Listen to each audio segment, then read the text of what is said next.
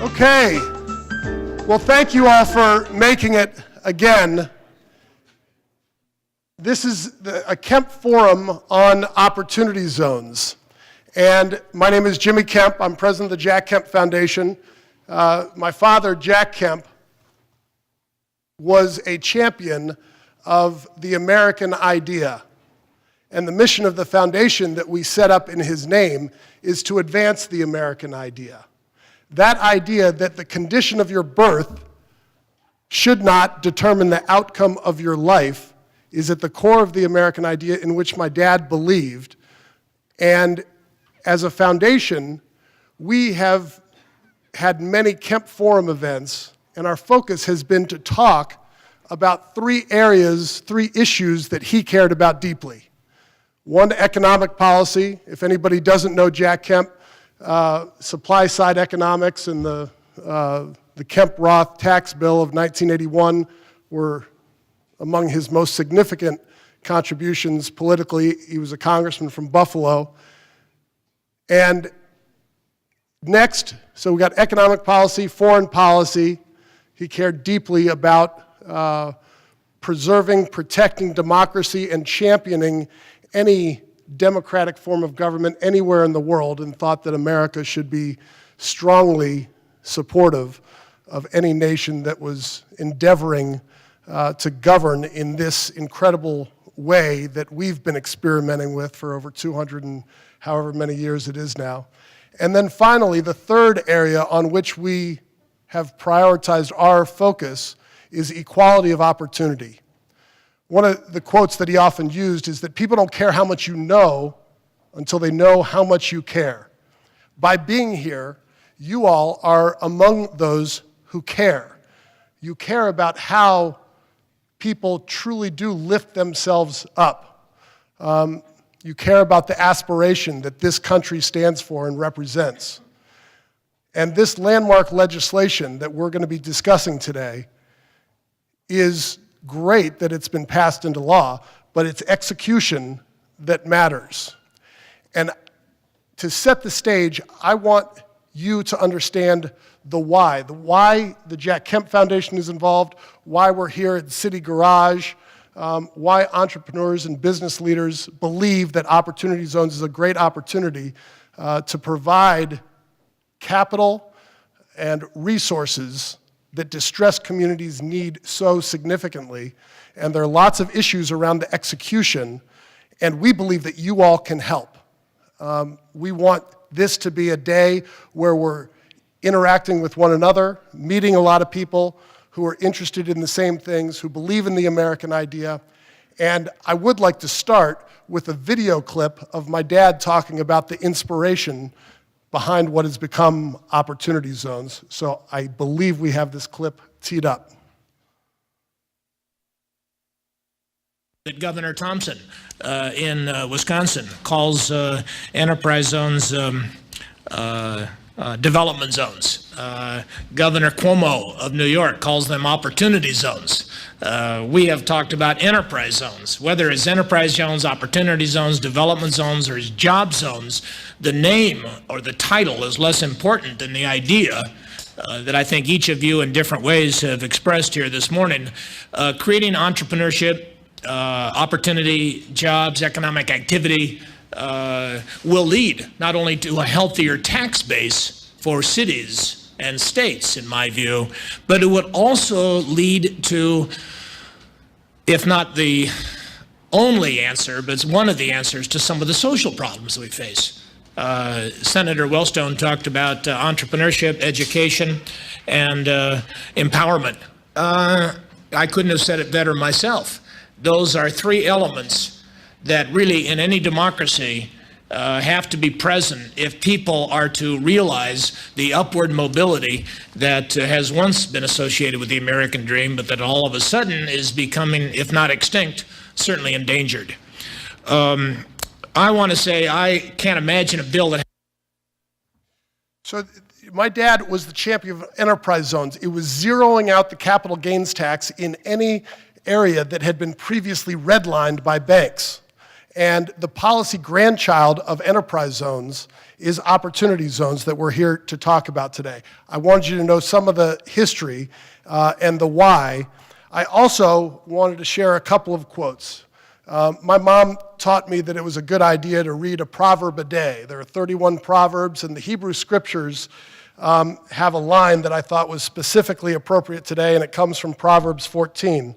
Whoever despises his neighbor is a sinner, but blessed is he who is generous to the poor. Do they not go astray who devise evil? Those who devise good meet steadfast love and faithfulness. In all toil, there is profit. I think that's my mom calling because she knows that I'm practicing what she preached. In all toil, there is profit, but mere talk tends only to poverty. We're going to be talking a lot today, but there are actions that are coming out of this talk. There are actions that have preceded this talk. And your call is to do what you're already doing, and hopefully this can help all of us not merely talk, but to act and stay engaged. One other quote that helps explain the why I care about this, why the Kemp Foundation cares about it, comes from Martin Luther King Jr., who, as everybody knows, he famously said that injustice anywhere is a threat to justice everywhere. We are caught in an inescapable network of mutuality, tied in a single garment of destiny. Whatever affects one directly affects all indirectly. And he said that in any nonviolent campaign, there are 4 basic steps: collection of the facts to determine whether injustices exist, negotiation, interestingly, self-purification, the idea of being humble and recognizing that none of us is pure, and then direct action. Today, I hope that we can take the direction from the Hebrew Scriptures and from Dr. King and recognize that we do have opportunity. We have opportunity amongst ourselves, but in our communities, certainly here in Baltimore, around the country, and in order to welcome us to this great city of Baltimore, Maryland. We're really privileged to have the 50th mayor of this great city of Baltimore, a woman who knows about business, knows about education, knows about communication, Mayor Catherine Pugh. Please welcome Mayor Pugh. Thank you so much. Appreciate it. I got you right here, and I'm going to move mine. There you go. It really is exciting to look out here and see all of you here, because this is really a very important time for Baltimore and for the state of Maryland, and actually for our country. But Mr. Kemp, I want to say thank you. Thank you for not Mr. Kemp. That's my Jimmy. Thank you for being here, and we are really excited about this forum. Let me thank Weller Development as well, which are a great partner for the city of Baltimore, for hosting this. In Baltimore, we are poised to be the leading city in the nation on opportunity zones, and I want to tell you how we got here. Because in May of 2017, when I was attending the U.S. Conference of Mayors, Enterprise Foundation said to me, "Do you all understand opportunity zones?" "Don't worry," I said, "we will." And so I came back to Baltimore, assembled my team, and said, "Do you all understand opportunity zones?" And they said, "We will." And so I am so grateful to my team, including Bill Cole, and all of those who got together, who understood how important and significant this moment in time really is for our city. And so what you should know is that Baltimore, because of the work that we did very early, submitting our application, and I'm thankful to the governor and to our lieutenant governor, because we put together our proposal, I think, second to none. We are currently 28% of the state's opportunity zones. We submitted 44 opportunity zones, and 42 have been accepted. And so, again, I think we're headed in the right direction. And they are strategically located in areas in the city that we believed are really poised for growth. I'm often heard saying that almost the entire city of Baltimore is an opportunity zone. And it is an opportunity for us to create opportunities for local businesses, for residents, and for home ownership. I recently hired because I read an article where this individual said, is Baltimore going to be ready for opportunity zones? And so I said, Ben Seigel, we're going to be ready because you're going to be a part of helping us to get ready. And so for those of you who are looking for additional information on what we're doing in Baltimore, you can speak to our Opportunity Zone coordinator, Ben Seigel. Is Ben here? Stand up, Ben. I'm sure you're going to share some words today. This is an opportunity for us to match investments in the opportunity zones with what we have already created here in Baltimore. For those of you who don't know, we created a $20 million affordable housing trust fund, but we also created a neighborhood investment fund because I believe that it was important for Baltimore to show leadership in its effort to seek investment in our city and into areas that have been underinvested in for decades. And so folks said, well, how could you do that? Well, the way that we were able to do that is because when I walked into City Hall, there was a deal on my desk to sell garages in the city because they said, you know, the city really needs capital. And I tell folks that one of the things that I've been able to do is really understand the history of Baltimore. In 1972, we sold off our airport because the city at that time needed capital as well. We sold it for $36 million. And I'm sure that at that time it seemed like a lot of money. But can you imagine if we had leased the airport, still owned it today, because it would be to Baltimore what Atlanta's airport is to Atlanta, Georgia. So we didn't sell those garages. In fact, we kept them, we leased them, we capitalized them, and we raised almost $80 million. We paid off the debt to those 3 garages and netted some $57 million. $52 million of that money went into a neighborhood investment fund. Another $3 million is to go to community development corporations to help them to grow and expand throughout Baltimore City. And another $2 million will go to community associations so that they can build themselves up to be part of this growth of Baltimore City. So the creation of the Neighborhood Investment Fund, the Opportunity Zones, the Affordable Housing Trust, we believe puts Baltimore in a position poised for growth and development. And so we say to all of those who are out there looking for a city that is ready, there is no city more ready than Baltimore. So I also want to thank our great partner, Secretary Ken Holt. Ken Holt has been instrumental, along with the state and Lieutenant Governor, in helping us to tear down boarded-up houses in our city.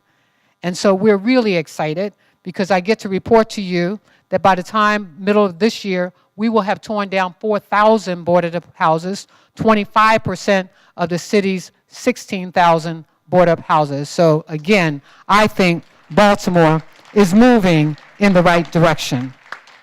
It will be, and it is, the investment of the private sector, along with the state, along with us, that will change the trajectory of Baltimore. And I'm so grateful to see Margaret out there, who's been a really great partner for so long. Thank you so much for all you've done and all that you will do.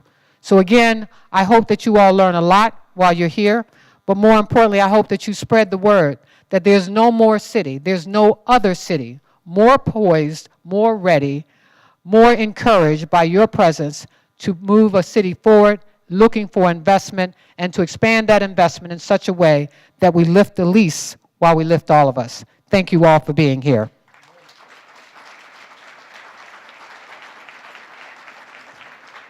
So I also wanted to take a moment to say, Jimmy, to the Kemp Foundation, on behalf of the citizens of Baltimore, thank you for being here, and thank you for being a part of this opportunity for our city. Thank you very much.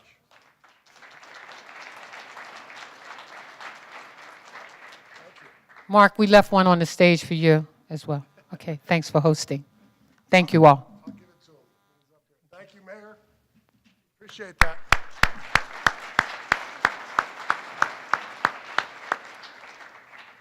One thing about the Kemp Foundation, we're a not-for-profit 501c3, and while my father was a Republican, one of the things that he's best known for is his ability to engage people, regardless of what party, regardless of what socioeconomic background, regardless of what race, religion. And in that clip that you saw of him, he was talking about Senator Wellstone. Senator Wellstone was a Democrat from Minnesota. Wellstone hated supply-side economics. He agreed with George H.W. Bush, who called my dad's basic economic passage voodoo economics. And Dad thought that Wellstone could never agree with him on anything.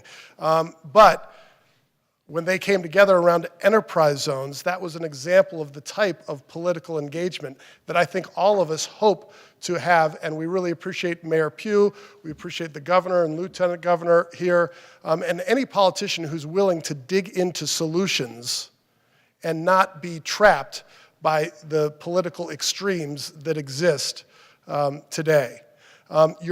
We were supposed to have Senator Tim Scott here. Senator Scott is from South Carolina. He is a co-author of the Investing in Opportunity Act, and so Opportunity Zones was the legislation that he championed. Because of the shutdown, he was not able to join us today, and you'll be hearing more about the impact of the shutdown on Opportunity Zones. But in lieu of Senator Scott being here, he recorded a video message that he wanted to share with you all. Senator Scott. Hey everybody, this is Senator Tim Scott here, and I regret that I could not be with you in person today. I want to thank Jimmy Kemp for all the hard work that he's done around Opportunity Zones. As you are all aware, the Investing in Opportunity Act passed as part of the Tax Cuts and Jobs Act just over a year ago. And within the Investing in Opportunity Act is the legislation we call Opportunity Zones. Now, since you all know about Opportunity Zones, I want to share my intent behind the legislation. I created the Investing in Opportunity Act with the intent to give all Americans the power to succeed. Opportunity Zones give us a way to fight poverty in America and gives each state power by allowing them to designate their own Opportunity Zones. I grew up in a single-parent household. My mother worked 16 hours a day trying to keep food on the table and a roof over the heads of me and my brother. I never thought it would be possible for me to become a United States Senator. When you almost flunk out of high school, it certainly does not lend itself to becoming a U.S. Senator. More specifically, when you fail civics and world geography, English and Spanish, you don't typically rise up the food chain. The biggest lessons I learned during that challenging time is that you can think your way out of poverty or the power of education. If it hadn't been for education, who knows where I would be and what I would be doing. Truth is, my story is the same story as many other Americans, which is why I created my opportunity agenda. While the provisions originated on the federal level, it is really a local solution that requires buy-in at the state level as well as the local level for this to be successful. This is why the recent efforts and actions of the city of Baltimore and the state of Maryland are so important. With Governor Hogan's recent Opportunity Zone expansion and coordination with Mayor Pugh, we can expect to see more businesses and investors flooding into the area. By securing private sector dollars to be invested in these areas, we'll see more jobs created for families right here in these Opportunity Zones. This means more economic opportunities for local families and more options to keep young folks busy. This is especially important for our young folks who are on the brink of becoming young men and young women. We want everyone to benefit from Opportunity Zones, both young and old. We are encouraged by the executive order establishing the White House Opportunity and Revitalization Council. We're hopeful that what we'll see will be more economic opportunities for urban and rural distressed communities throughout this great country. We are also closely monitoring the implementation process at the Treasury. A number of important questions remain, especially in regards to investments in operating businesses, a central goal of the underlying legislation. We designed this incentive to work for rural and urban communities alike, flexible for the types of investments that encourages growth that is scalable in those areas by allowing risks and costs of investing in distressed communities to be borne by many investors together through a fund structure. The Treasury's proposed regulations take an important first step towards realizing the intent of the Opportunity Zone's incentive and providing clarity for communities and their leaders. I'll tell Senator Scott that his remarks got a seated ovation. He does regret not being able to be here, and he believes passionately in what this legislation is intended to do. Now, part of the reason he believes so passionately about it is because the guy who's going to moderate the rest of the conversation today really convinced Senator Scott and Senator Cory Booker, so a Republican and a Democrat, back in 2000, when did you all get started, 2013? 2013, John Lettieri was the founding co-president, co-executive director. He's now the, what's your title?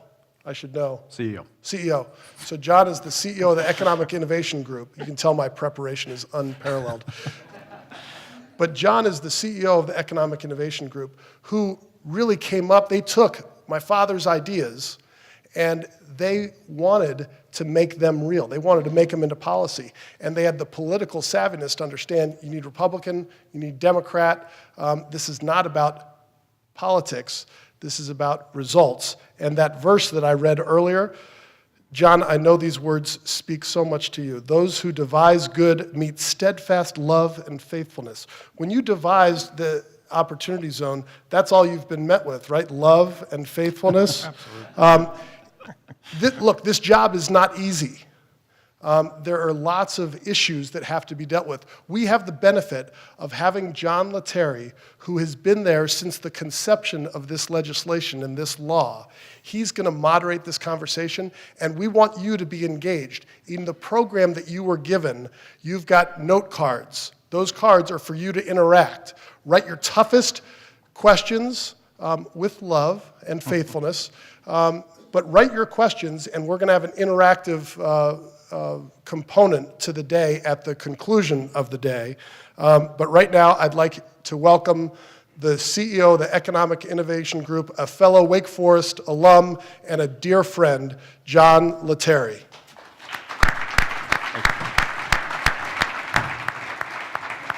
Thanks, Jimmy.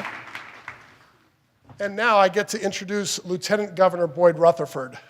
So Lieutenant Governor Rutherford is a Howard University alum in Washington, D.C. And when I was, my father and I had a business, Kemp Partners, during the 2000s, and my dad was on the board of Howard University. He'd love to tell people, oh yeah, I'm on the board of Howard. I'm their token white guy. But he was not token.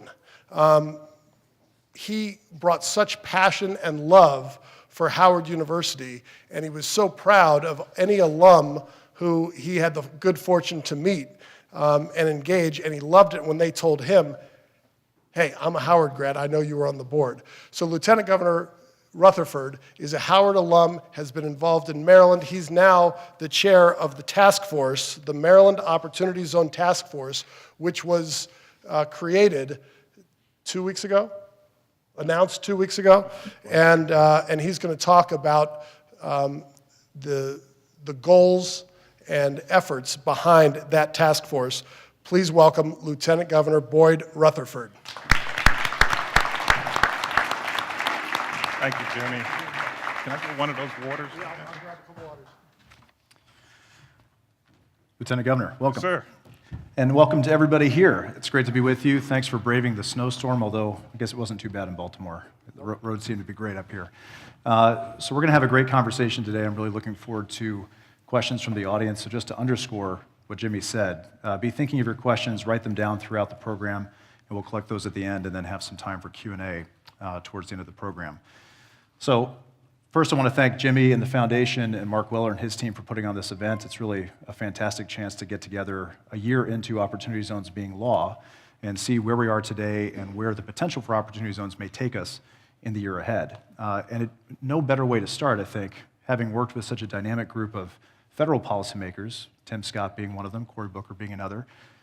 This is really a handoff between the federal government creating a tool and a policy and putting that tool in the hands of state and local leaders, and nowhere around the country have we seen better engagement from state and local leaders than here in the state of Maryland and the city of Baltimore. So it's wonderful to be with you, Lieutenant Governor Rutherford, and I want to dive right in. You were involved deeply in the selection process for Maryland's opportunity zones, and now are involved deeply in the implementation of this policy on the ground. Take us back to the selection of the zones themselves. What were your goals? What types of factors were you considering? The main thing we wanted to do is, and the mayor mentioned it, is get the input from the local governments, the municipalities and the counties, to find out what was important to them in terms of that selection process. Now, you'll hear from Secretary Holt in a little bit. His team over at Maryland Department of Housing and Community Development did a lot of the sifting through the paperwork and all the requests that came in. But we wanted to get the, first of all, input from the locals, those who are on the ground, from their perspective, the leadership, the economic development people, in terms of where they felt met the qualifications, but also had the best opportunities for development. Then internally, of course, there were some counties that wanted every place in their county to be an opportunity zone, and we couldn't do that. We were only limited to 149. And so we had to sit down and kind of sift through and weigh the positives and the negatives and then the potential feedback. I mean that in a loving way. So Loving kindness. Loving and kindness. In early January, Governor Hogan announced a series of initiatives and legislation aimed at taking that federal tool and expanding it with state resources, support, and going beyond just the private capital, looking also at workforce, at housing, at job creation incentives. Talk to us about that announcement. What was the centerpiece of your thinking on what to do on the state side to match with that federal tool? Well, the feeling was that the federal tax incentives were a good start. But to really make this successful, the state needed to put together a package around it, a number of tools in the toolbox to make it more inviting for investors, for job creation and development in these particular areas. And so initially the thought was we could expand some of the programs that we currently have. A couple of years ago, we were able to get legislation passed, which is called More Jobs for Marylanders Act. And so now we're going to push for legislation to expand that to all 149 opportunity zones. And what that does is for 10 years, you do not pay property tax. You're not assessed special fees. I'm being told. You need a little bit closer to your. You all can't hear me? We need a little bit. Of course you can. You're in the front row. It's probably more for the recording purposes. Here we go. Thank you so much. But 10 years, and also fees and some of the licensing charges that normally would apply.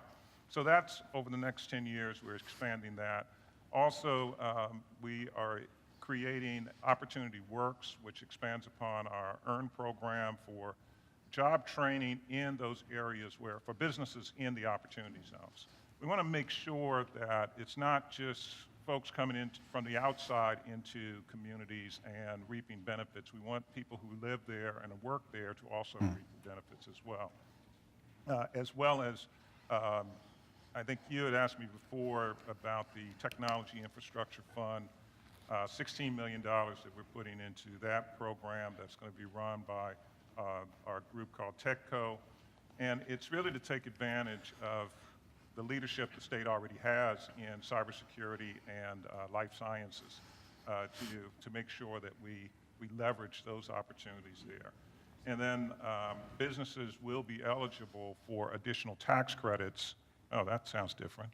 Additional tax credits they'll be available to them for all the jobs, every job that they create in the opportunity zone. So we put together quite an attractive package of incentives to lead to additional development. How's the reception been so far?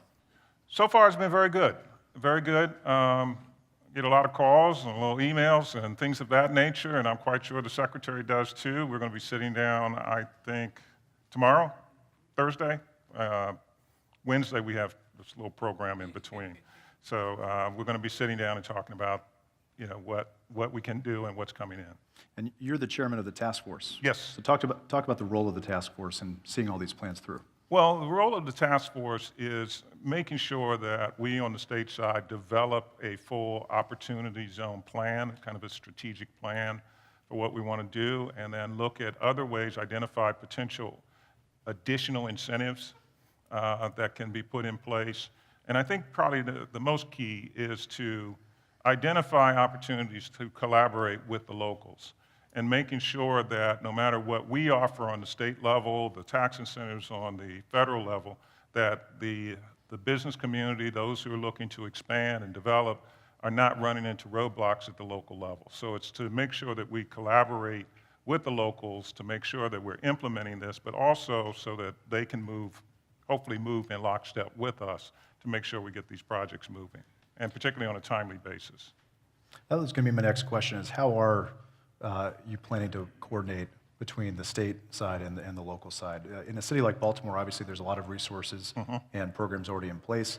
We heard from Mayor Pugh that obviously she has a vision of being the leading city in the country in implementing opportunity zones, so you'd assume that strong coordination would be an asset. What does that look like? Is it building on programs and initiatives you already have in place, or is it really creating something new around opportunity zones? No, I think it really is building on what we have and the relationships that we have. We have a very good relationship with the city of Baltimore, be it at the mayor's level or the various departments within the city of Baltimore.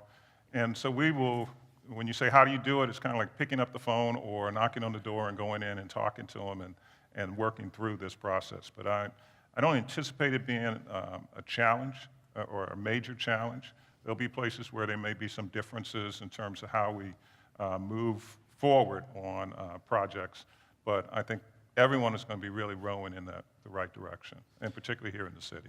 One thing you've mentioned is technology and the role of technology in helping to expand opportunity in the state. I've noticed that around the state of Maryland's opportunity zones, there are a lot of educational anchor institutions. Can you talk about how that played into the strategy for selection and what you're hoping to see built around those anchors? That's a very good point. That is another element of the state resources that we can bring to bear. That we have a number of universities, particularly our public universities, university system, as well as Morgan and St. Mary's College, that we can utilize, leverage the programs that are going on there, the spin-off technology, the technology transfer that can come from these institutions, as well as they're a feeder system in terms of the workforce, particularly on the technology side and the STEM areas. So some of the opportunity zones, particularly in the city, are either adjacent to or have a university sitting in the middle of it. And the universities have, just by their very nature, there's a significant investment that goes in, either on the capital side or just the operating side. And so it's making sure that the plans of the community, the city, in this case, Baltimore, the state, and the university are all aligned. Anyone who's dealt with universities that happen to be, well, they can be anywhere. Usually there's some friction between the university and the community. It has happened in College Park. It has happened in other locales. You go to Boston and the people up there complain about the colleges and universities, even though they love them, but it's those darn college kids, So we want to make sure everyone's playing together, and there's a lot of capital investment that goes into our universities. Speaking of universities, opportunity zones accounts for a lot of the private investment capital that communities need. There's a human capital component to community success as well that goes far beyond what any incentive alone can account for. How are you approaching that challenge, particularly in places that have been deeply disinvested for long periods of time? What other efforts can be pulled in to this broader initiative that can help really raise the talent level and education level for folks locally? Well, I mentioned the Opportunity Works program that we're putting in place in terms of job training for what the businesses that may be in these opportunity zones. So that can be, either at the professional level, but in most cases, to skilled labor positions. We want to make sure that we utilize our universities that are going to produce the technical and professional skills that some of these businesses are going to need. This is an area where we can further collaborate to make sure that we are doing those things in the community and that is most appropriate and appreciated. So we can collaborate with the locals to make sure that we're getting the kind of talent that they need. This is a question I actually have no idea how you're going to answer, so good luck with Uh-oh, this. that's good. So much of what we're seeing around the country are cities and states benchmarking against each other for opportunity zone implementation. And one of the things we see in the state of Maryland is you are pushing that envelope a little bit with some of the rollout that you've had so far, both on the broader package and as we're going to hear from Secretary Holt, I think, later, about the information exchange and the online tools. Right. But how much are you working across state boundaries and even informally, just trying to understand what are other states doing? How much of a race to the top have you seen so far in terms of states trying to understand how to best position their suite of resources and initiatives? Well, I don't know about benchmarking, but we do look at, the governor and myself go to different conferences. He'll go to the National Governors Association. There's a complementary Lieutenant Governors Association. And there often are conversations that's for the general group that's there about opportunity zones or some other things, and you have a chance to talk to some of your counterparts in other states. I know there was an opportunity zone presentation for the National Governors Association, and the governor came back talking about that. And so it is discussed at the governor's level and lieutenant governors in different places, and I'm quite sure Ken's counterparts are talking about it as well, and our Commerce Department's counterparts. And so we don't measure ourselves against anybody. We kind of say we are Maryland. They should be following us. So we'll continue to work. So a lot of the conversation today will be focused on Baltimore, rightly so. The state also has many rural communities that have been designated. Talk about how the same type of tool can be applied in different ways in rural areas, and what is the state doing more broadly to expand the reach of opportunity in rural America? Every county has at least one opportunity zone. We want to make sure that everyone had this potential and had the opportunity. And again, it's working with the locals in terms of what is best for them and what fits them. In some of these areas, you have other, like I said, the universities. You have Salisbury and University of Maryland Eastern Shore out on the eastern shore of Maryland, Frostburg in the west, that are anchors, in a sense, to many of these communities. And so some of the suggestions that have come in thus far are near the universities and play off of some of the technology that is spinning off from those universities. Agriculture. I used to work for the U.S. Department of Agriculture, and a lot of people think agriculture is just farming. Farming is a part of it, but biotechnology is part of agriculture. A lot of the research that is done in terms of biotech, it relates to how do you grow food, what's the nutrition, how do you grow other plants and things of that nature, biotechnology and pest-resistant plants and things of that nature that can be done in other areas. It does not have to be done just in the urban areas. And with technology, as you're talking about, the information technology, you can be virtually anywhere nowadays and do business. So, put you on the spot again. I don't know if you've heard that there's been a government shutdown. And the Really? federal government's somewhat closed for business right now. Maybe that's why we had to plow the Baltimore-Washington Parkway. And I hear you did a great job. I hear you did a great job with that. When the government reopens, what would you love on the economic development side? The federal opportunity zones are a tool, a federal tool. Mm-hmm. What other tools, what other programs, what other type of coordination from the federal side would you like to see to empower mayors and governors, just like we see in opportunity zones, to expand the reach of their own policy efforts? If you had a wish list, what would that look like? I guess I'll be frank, if they get out of our way on certain things. Can you give us an example of that? No, I'm not going to do it. I'm not going to do it today. Then I'll be getting some phone calls a little later. I try. I think they could collaborate with us a little bit more. Some of the mandates that come down from the federal government can be a challenge, and in some cases, are not well thought out. And so it just work with us a little bit more. So is that and I'm quite sure the locals say that about us at the state level. I too. can't imagine. But looking at that model of opportunity zones where there's a federal standard, but it really was left to the states to decide where in those eligible communities are we going to put the zones. Is that a model that you think can be applied more broadly? Yes, I think so. They recognize the importance of essentially federalism and what happens at the state and local level versus just dictating from Mount High in terms of this is exactly how it should be. So no, that is a very good model, and that's why we have been very much engaging our locals to make sure that we can work there and we can be supportive and not necessarily come in and tell them where development should be.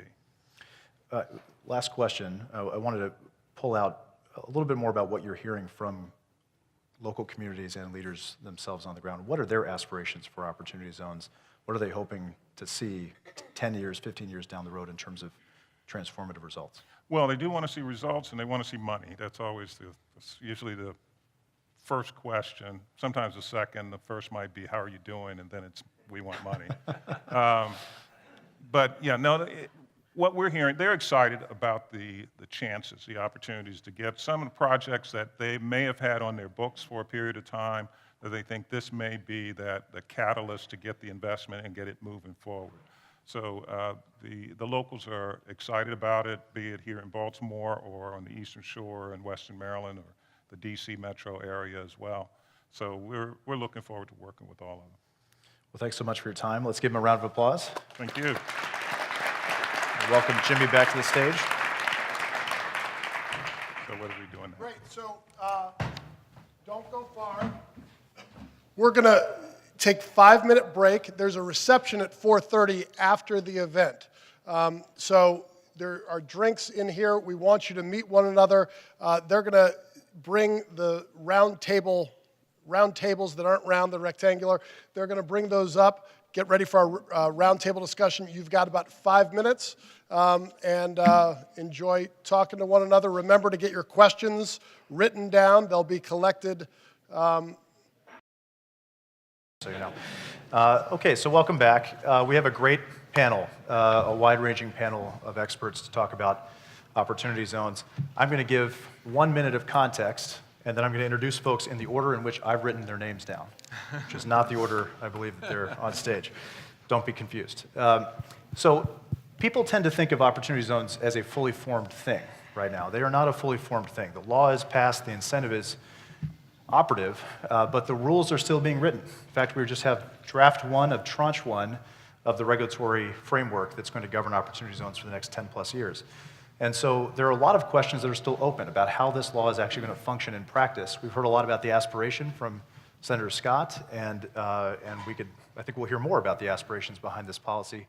But there are some very specific tax technical questions and regulatory questions that remain unanswered. And there are certain types of activities that, while likely to occur in the future, are not yet really occurring at scale today. There's questions about how states beyond the wonderful state of Maryland will implement this policy and use their own toolkit.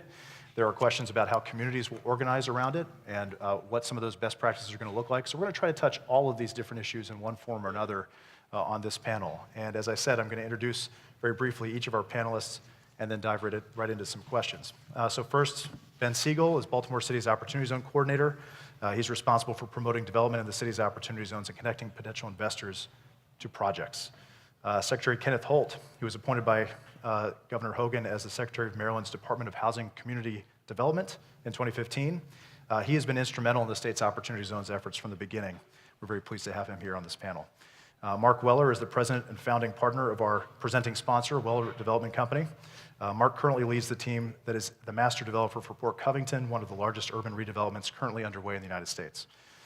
Margaret Anadu is the managing director of the Goldman Sachs Urban Investment Group, which has invested in the Port Covington development here in Baltimore, has tremendous expertise in community development around the country. Gary Hecimovich is partner at Deloitte Tax. Gary serves as the lead within Deloitte in helping clients understand and structure transactions using qualified opportunity zones.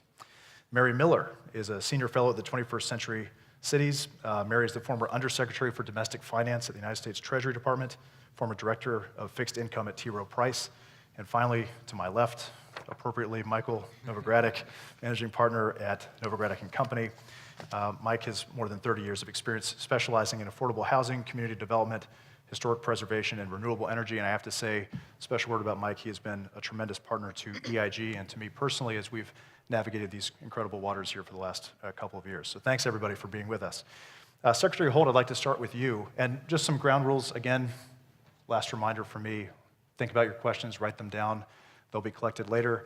But for the panelists, all of you, jump in. I'm going to ask questions, some specifically, some more to the group. But as you hear things that pique your interest or you want to make sure that we cover certain context, don't be shy. Margaret, I know you will not be shy, so I'm really looking to you to lead the charge here. So Secretary Holt, I want you to capture for us broadly, what is the state doing on a practical level, which really to me stands out nationally as one of the great examples of the implementation so far. The information exchange website, how you're looking at existing projects, that this can help be the closing part of the capital stack to get these things off the ground. Talk about those implementation efforts on a practical level. How are you helping to connect investors with projects and communities in a new way? Thank you, John. I think the first thing is we wanted to roll out the welcome mat for investors. It's key for this to be successful. We have to create an ecosystem in Maryland where private sector capital will want to flow into. So we wanted projects to be identified, we wanted businesses to be identified, and we wanted to attract those Opportunity Zone funds into Maryland to be able to create this connectivity. The information exchange that we built is really designed around identifying projects. And within the department, we work so interactively with municipal governments and private developers that we had a pretty good database of really top-flight projects that will be appealing to private sector capital. We also felt that the state of Maryland needed to accentuate the startup companies that we have sort of developed around a lot of our anchor institutions. And in my way of thinking, small business is sort of the lifeblood of this whole concept. And it was very important for the state of Maryland to show that we are going to be investing in businesses and in projects. So fundamentally, we've established a mechanism by which loans and grants will be made available where the state will match private sector capital. And a lot of what the Lieutenant Governor talked about earlier is sort of part of the structural framework around which we will deploy significant amount of capital to leverage that private sector money. Our information exchange, just in a quick summary, is a place where you can go on and sort of virtually connect to a project or a business or an Opportunity Zone fund. So any developer who's interested in coming to Maryland can learn a little bit about Port Covington, where it's located, some of the basic principles around what it's trying to accomplish, and maybe make a connection with Marc and his team to see whether they want to invest capital here. So that's, I think, a summary of what we're interested in trying to accomplish. That's great. Marc, turning to you for a private sector perspective, you obviously have a large footprint in the city of Baltimore already, are an active investor in many developments. How is Opportunity Zones going to expand the reach for investors like yourself into areas that are harder hit, tougher to pencil out, tougher to organize capital? Where do you see this changing behavior over time as this thing becomes more mature? Well, I see most of the opportunity in neighborhoods that are just tough to invest in right now. And this opens up the ability to go into those neighborhoods where we just didn't have the opportunity before. There's many well-intentioned investors, and it just comes down to, even if you have a double bottom line, does it make sense or does it not? And with this legislation, it now makes sense to go in.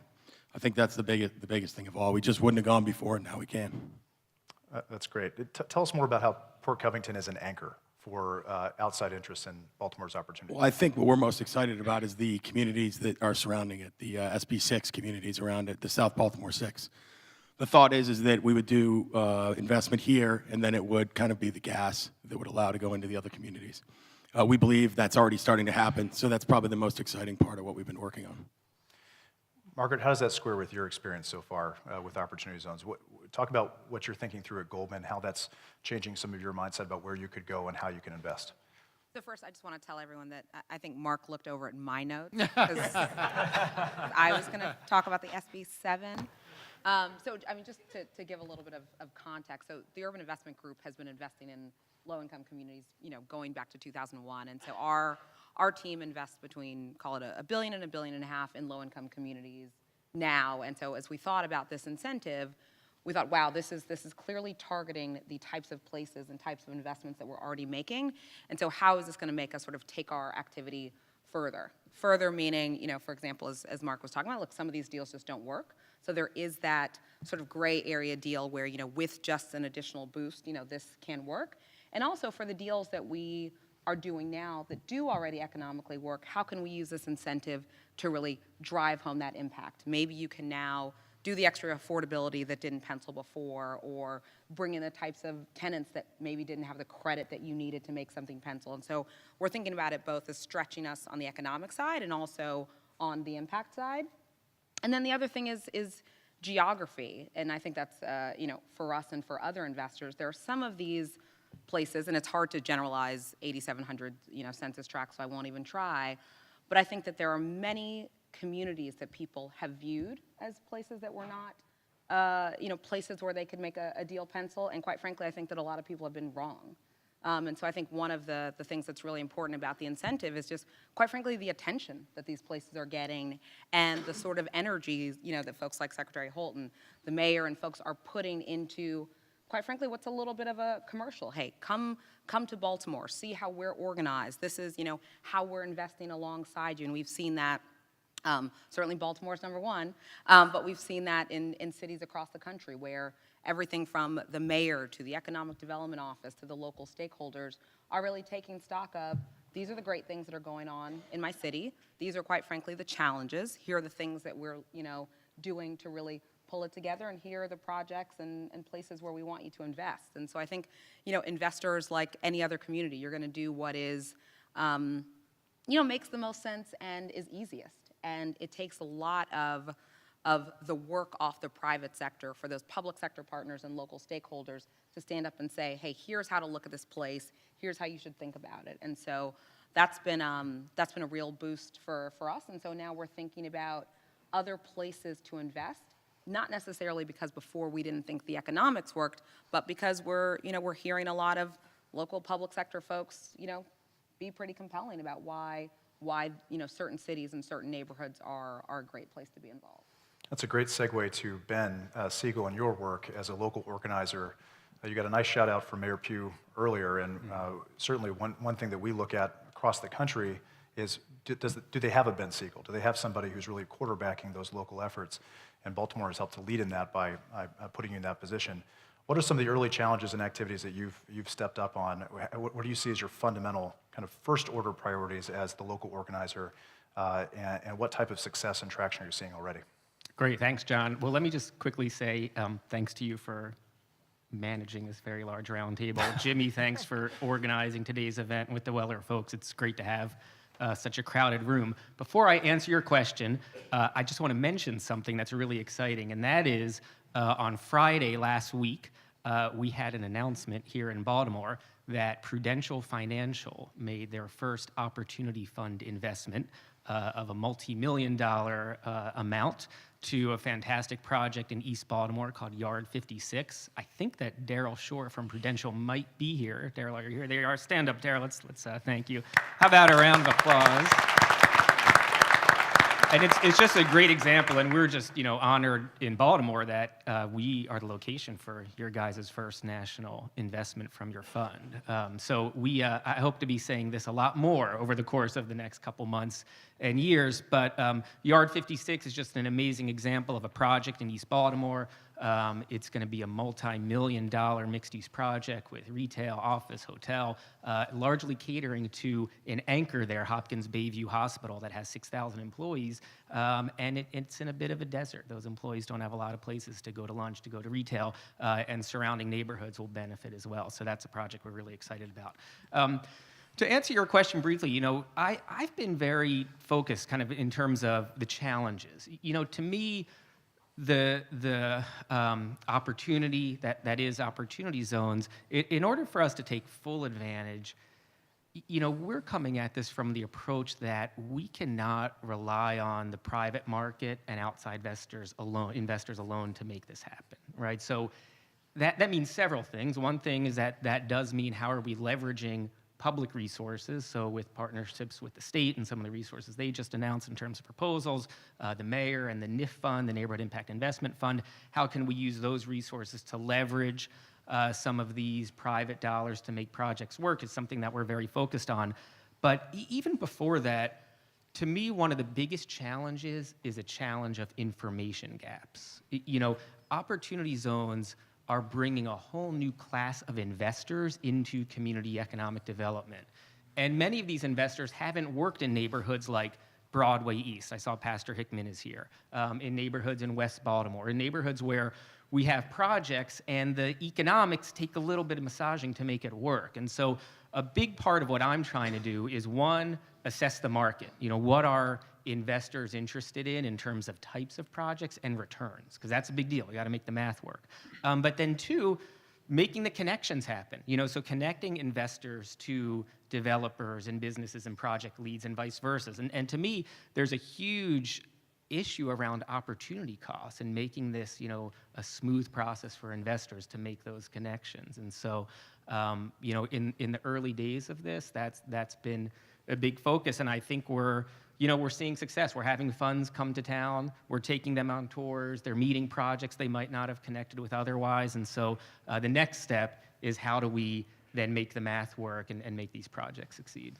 And just to get one layer deeper on the practicality, how much is this coming into you, and how much are you prospecting and pulling It's a folks mix. in? I got to thank Mike down here for putting his list of opportunity funds together, because I am cold calling them. I mean, I'm just reaching out and finding all of the funds out there, potential funds. And so it started with us being very proactive, but I think this is kind of like a bit of a cascading process, whereas like one fund here that these three other funds have been to Baltimore and they're focused on the investment ready projects that are ready to go, that brings more funds to us. So it's a little bit of a give and take.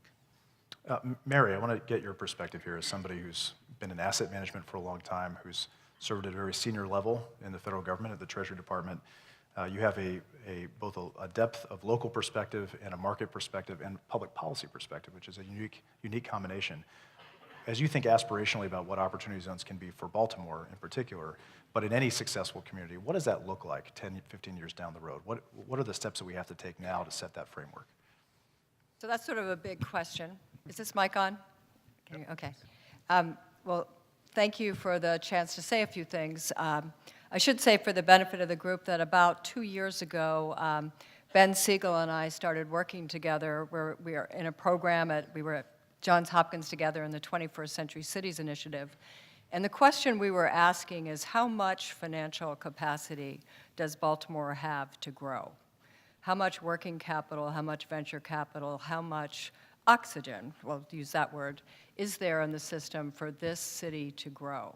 And we've published a number of papers on this, and it all sort of fed into this moment where we're looking at opportunity zones, the Neighborhood Impact Investment Fund that the city has launched, which to me are all coming together in a very positive way if we do it right. My reaction to opportunity zones initially was, well, this sounds like sort of stateless capital that could be anywhere. Capital gains could exist in any corner of the United States, and why would it come to Baltimore? And do we want it to come to Baltimore, make an investment, take the tax benefit, and go? Or do we want to do this in a more purposeful way? And I'm very heartened by the steps the state has taken and the steps the city has taken, because I think we have a real, I hate to use the word opportunity, it's so hard not to keep saying that in this context, but we really have a chance here to put it together in a way that could be extremely purposeful if we are in fact matching the highest needs in the city with the best capital. You know, as a former investor, which was my long career, I am convinced that investments that are just tax-driven are not necessarily the best investments. We need to find the best investments that will then deliver the best tax advantage returns to the investors. And that's not easy to do, because you have to have this sort of strong matchmaking capability, and I'm a huge advocate for what Ben is doing for the city to bring together investors and projects. But we need the public sector to be deeply involved, to say these are our highest priorities. These are the areas that really need investment. And here's what we're going to do to make that happen. I mean, think about the opportunity to leverage, that word has been used as well, but to leverage public infrastructure investment, along with tax credits, along with small business lending and training. If you do it right and you do it in a very focused way, I think you can have enormous benefit. If you're more passive and you just allow the investments to come and the capital to get invested without clear purpose and direction, you're not going to have as optimal an outcome. So I think the real opportunity here is to be, as I keep saying, purposeful about it. I I learned in Washington that when you're asked a question, you basically say what you want to say. That's right. Sort of answer. That's right. Kind of answer it. But initially, my other reaction to this was it all sounded like real estate investing, and I'm a big advocate for small business investment. Someone needs to occupy the buildings. Someone has to be the job creator, the job driver in Baltimore. So I want to make sure, as the regulations are completed and as we are purposeful about thinking about it, that we're thinking along both tracks, that it's not just the real estate that can transform the physical landscape of Baltimore, but is also the companies that will occupy those buildings, create the opportunities and the jobs, the wealth and the income to the people in Baltimore who deserve that. So there's a lot coming together at the local level, at the state level, and now we have this overarching federal legislation. And I would just say, 10 years from now, when we figure out what is the legacy of opportunity zones in Baltimore, I want all of us to be surprised by what has happened. I want to see places we never thought would come back thriving. And I think that's really the challenge for everyone in this room. It is a public-private partnership of the highest order and a huge chance for us right now. Well said. And exactly right. Answer whatever question you want. That's the other ground rule. Totally. Getting to that question of when people hear opportunity zones, as Mary said, often the reflexive reaction, and based on what news has been made so far, is a real estate-focused answer. A, is that reflected in your client work so far? Is that the predominant base of work being done? And how much of that relates to the regulatory process? And maybe in answering that, you can give a state of play. Where are we in the regs? Yeah, I'd be happy to. Thank you again for the opportunity to speak to you. So Ben talked about an information gap.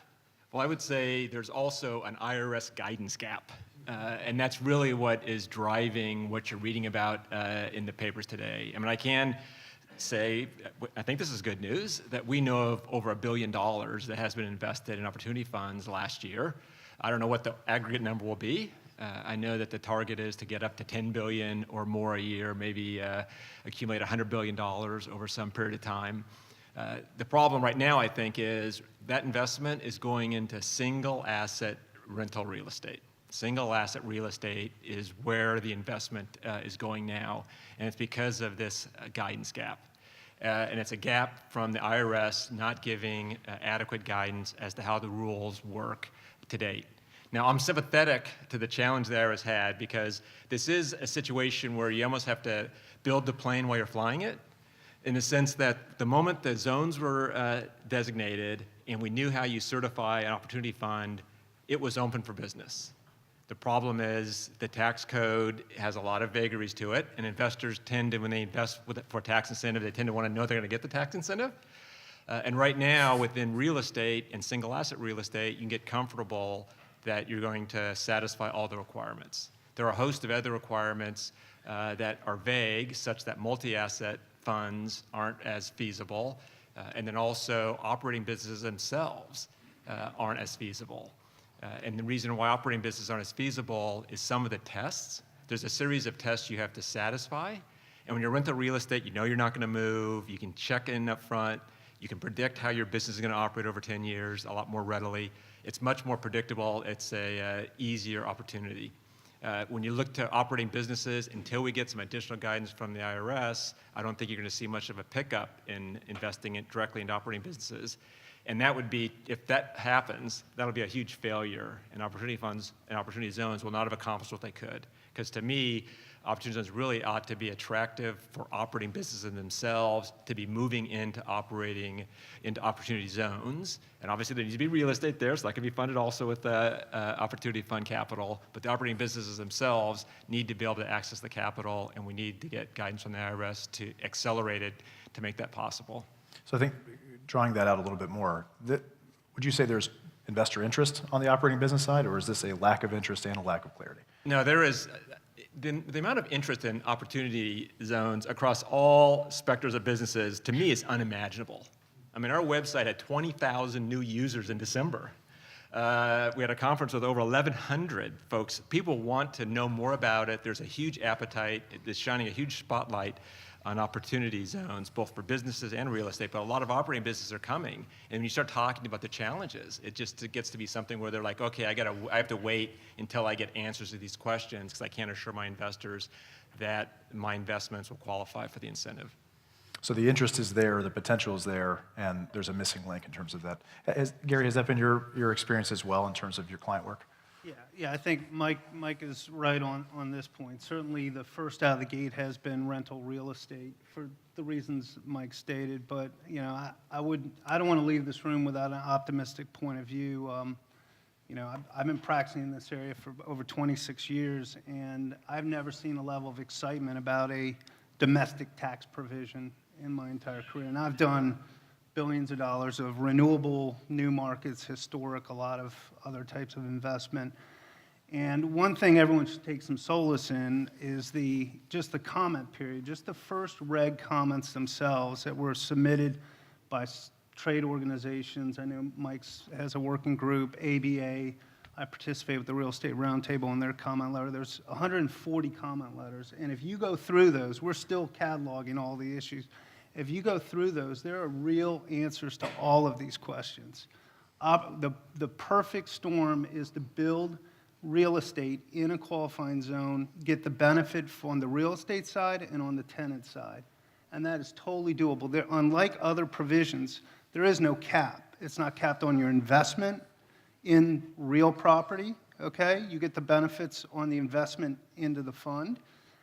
That includes the benefit on the back end. If you build a business and it's tremendously, grows in value, the goodwill, all of that is protected under this law. It's not a production tax credit. It's not written in a way that people are just going to buy and sell tax credits. It's equity. You have skin in the game. So I'm very encouraged on just the issues when you go through the comment letters. And the government, granted, there's not that many people at the government working right now, but some of the folks working on these regs are working right now. So I say be patient. The clues in the guidance are there to allow the government. The government, I think, intends to write very favorable rules. They've demonstrated that already in the first set of proposed regs. The first movers have been real estate, family offices. We certainly see that. There are challenges, and I can go through all the major challenges in the regs, but they're addressed in comments. There's just a few major issues that the government has to address, and I'm confident they will. Time-wise, it's just going to take a little time. We have one more set of proposed regs, and we'll have final regs. These are reliance regulations. So the day those regs come out, you can transact. You can rely on those rules. Give us 3 top examples, areas of where there's solvable problems, but urgent ones. Really simple, okay? First thing is just debt finance distributions, okay? It's just classic real estate. You spend 100x to build something, you tenant it, you bring value, you want to be able to take a return on that investment. Historically, you take that out as a debt finance distribution. The problem is there's some unclarity about whether that would be some type of return on the actual investment in a fund. I think the government has a lot of comments on that. It makes sense. It's general tax law principles allow you to do debt finance distributions, and you're still invested into the project. That's an easy one. The government can check that box. The second biggest thing is just fund structure. Right now, to get the benefits of this incentive, you get a back-end election to step up to fair market value if you've held the investment over 10 years. The problem is, when you set up a single fund and you invest in Project A, Project B, Business C, D, et cetera, if you're going to take the benefit of the back-end step-up, you have to sell everything. That doesn't make any sense. And, frankly, these are the types of provisions in any new law that the government has the authority to address, and there's already a place to do it. In normal partnership law, you can split off a fund, set up the fund to hold Project A, Project B, Project C, sell it off, and return that capital to the investor. So that's another one. And I could go on and on. Let me go to the last one. And this is important because we've talked about operating businesses, which is really important. So there's a provision that says 50% of your gross income has to be derived from the active conduct of a trade or business in the zone. Well, that's problematic outside of real estate, something tangible sitting there earning income. There are some simple solve-fors for that. The government has never written a rule under the existing statute how you interpret that. And if you go to different concepts in the law, you're going to fail. There's a whole sourcing set of rules around foreign source income. That's not going to work. So pay attention. There's some comment letters. They're still trickling in. There's some comment letters that are not yet public that provide some very specific rules that I think can make operating businesses work pretty easily. Mike, maybe go back to you. What would your 3 or 4 core issues look like? I like those 3. It's like, where do I start? There's just a laundry list of sort of structuring issues. But I certainly think within operating businesses, the whole fund management in terms of at the fund level itself, how quickly it has to deploy cash. The regulations that did come out, the first draft, took a very limited view of that and basically said when a fund received cash, it had to invest that cash at least within 6 months, maybe even quicker, maybe in a day. So the fact that a fund couldn't hold cash for very long, is a problem. There's an issue about if a fund makes an investment and the investment does well and they want to sell the investment within that 10-year frame and reinvest it in an opportunity zone, that would be a taxable event. That's a problem from operating a fund, a multi-asset fund. And then also, as you just heard about, when you go to exit a fund, if a fund itself has made multiple business investments, there's no easy way right now for the fund to sell those investments it's made, distribute those to the investor, and let the investor get the benefit of the 10-year hold. So these various issues are why you end up with single asset rental real estate right now. And I do agree that IRS definitely has it within their purview to solve these. And I'm trying to be patient.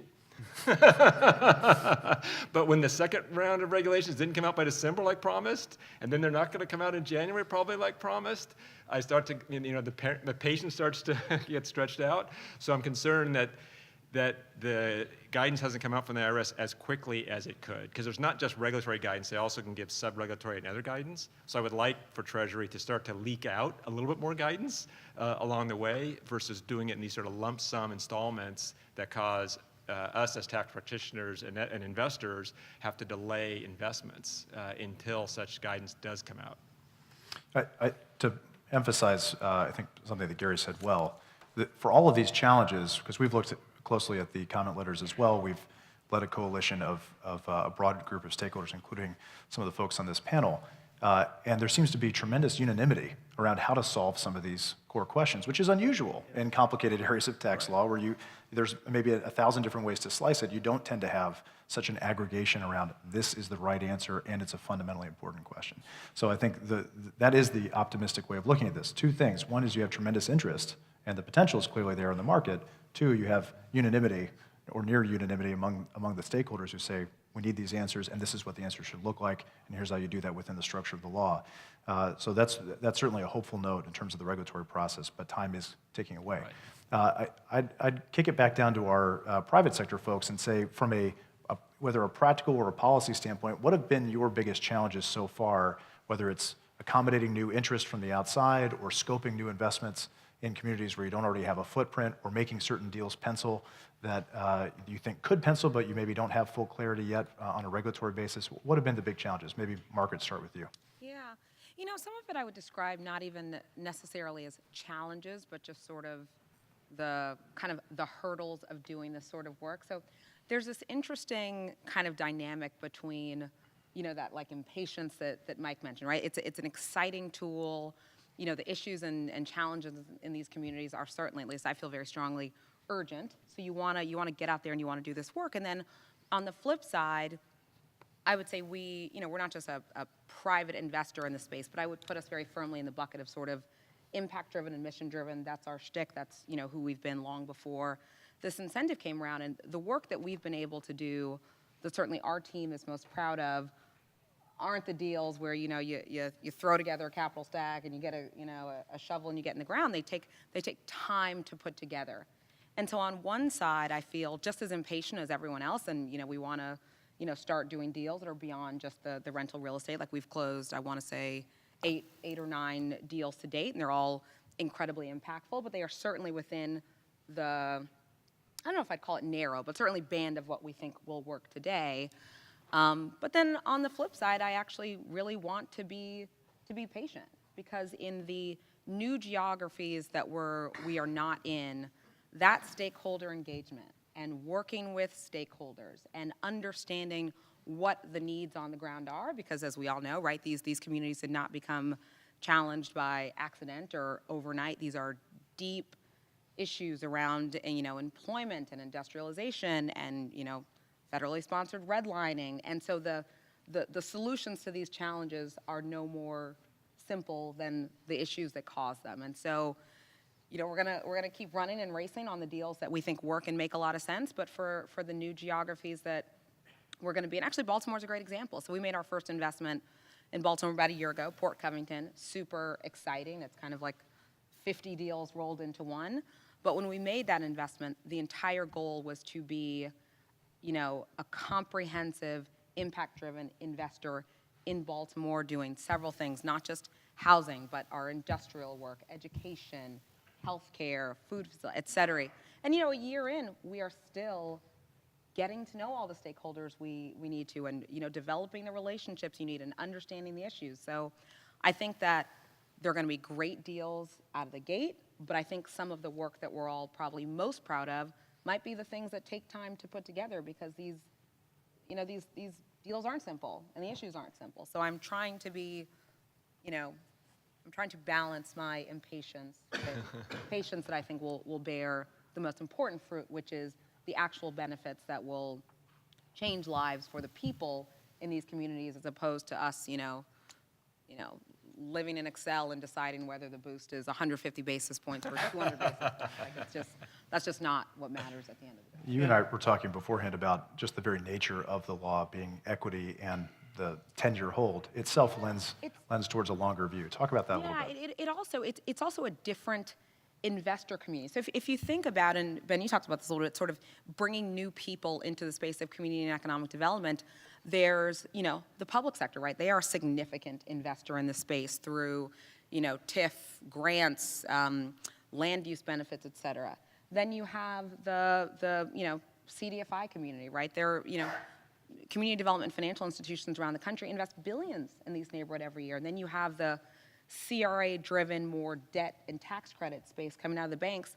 Those are all sophisticated entities doing great work, but equity has not traditionally been their tool of choice. And so in addition to the more structural regulatory piece, there's also a new class of investors who are, they're equity guys. There are a million, whether it's on the operating business, venture funds, real estate funds, they're getting educated on what it means to be in these sorts of communities that, are not just, making an investment from somewhere in San Fran or New York, but actually being on the ground and understanding these places.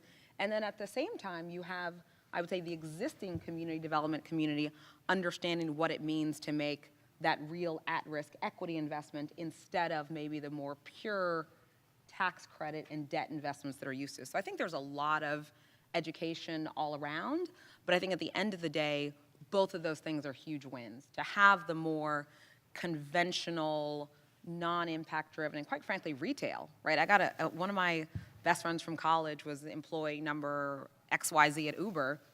She has her own capital gains. She's not someone who's been particularly interested in low-income neighborhoods all life, and she's trying to think about personally how she gets involved. And then for the incredibly smart and thoughtful folks in the CDFI community to now think about making those at-risk investments, I think it's going to bring more energy to the space, more attention to some of these challenges. But I don't think it's as easy as let's just finish all the regs and and get out there. I do think that this will take time for the deal reasons, not just the structural fund reasons. That's great perspective. Marc, some of your... Come on, I have to go after that. Good luck following that. She answered it all. No, but I think the exciting part is all the new people coming into the investment space. And then the challenge with that is, just like Margaret explained, is just describing and making them understand with some uncertainties at the IRS level how it's all going to work. That's probably been the biggest challenge. I mean, we're so community-minded and so community-focused in Port Covington and what the project can do for the surrounding communities, that we leave a lot of that to our very smart partners sitting to my right. So for us, we don't have a lot of worries other than just making sure that we're a commercial, like Margaret said before. We're just a great commercial ambassador for the city of Baltimore, for Port Covington, for the South Baltimore 7 communities around us, including us, and we just keep moving on that every day. So next kind of round of questions, I want to turn to our public sector folks, Ben, Secretary, Lieutenant Governor, talk about some of the public sector challenges now, or hurdles that you have to get through, or areas where you want additional help from the private sector, from the federal government.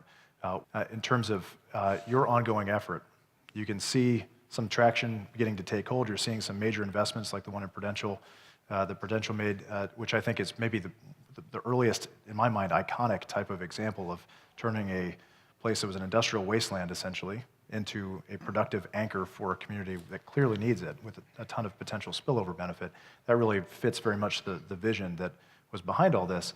But taking that next step from early information exchange and early organizing efforts, what do your current challenges look like, and where do you need the most help? Great, thanks. Good question. Well, I want to talk about the community engagement piece a little, because I think this is critical, and I think that's one where I want to be spending a lot of my time in this role, and where I do think there is an opportunity here for all levels of government and the private sector to really dig in. So there's a lot to kind of unpack here, but we're very focused on making sure that we're getting out into communities, working with community organizations on a couple of fronts. Number one is to make sure that communities understand what this is. Here we are talking about the regs and technical issues. Like, we got to take a few steps back to be able to explain these are equity investments in projects. They're not tax credits. They're not grants, right? And so there's a lot of just confusion within the community around, hey, our neighborhood's an opportunity zone. When's the money start pouring in? We've got these projects ready to go, right? So part of it is, how do we get into the community and do this kind of information sharing, education, et cetera. And then when you get into more of the technicalities, every community in Baltimore City has their inventory of projects that they're focused on, that the CDCs, that the neighborhood associations are focused on.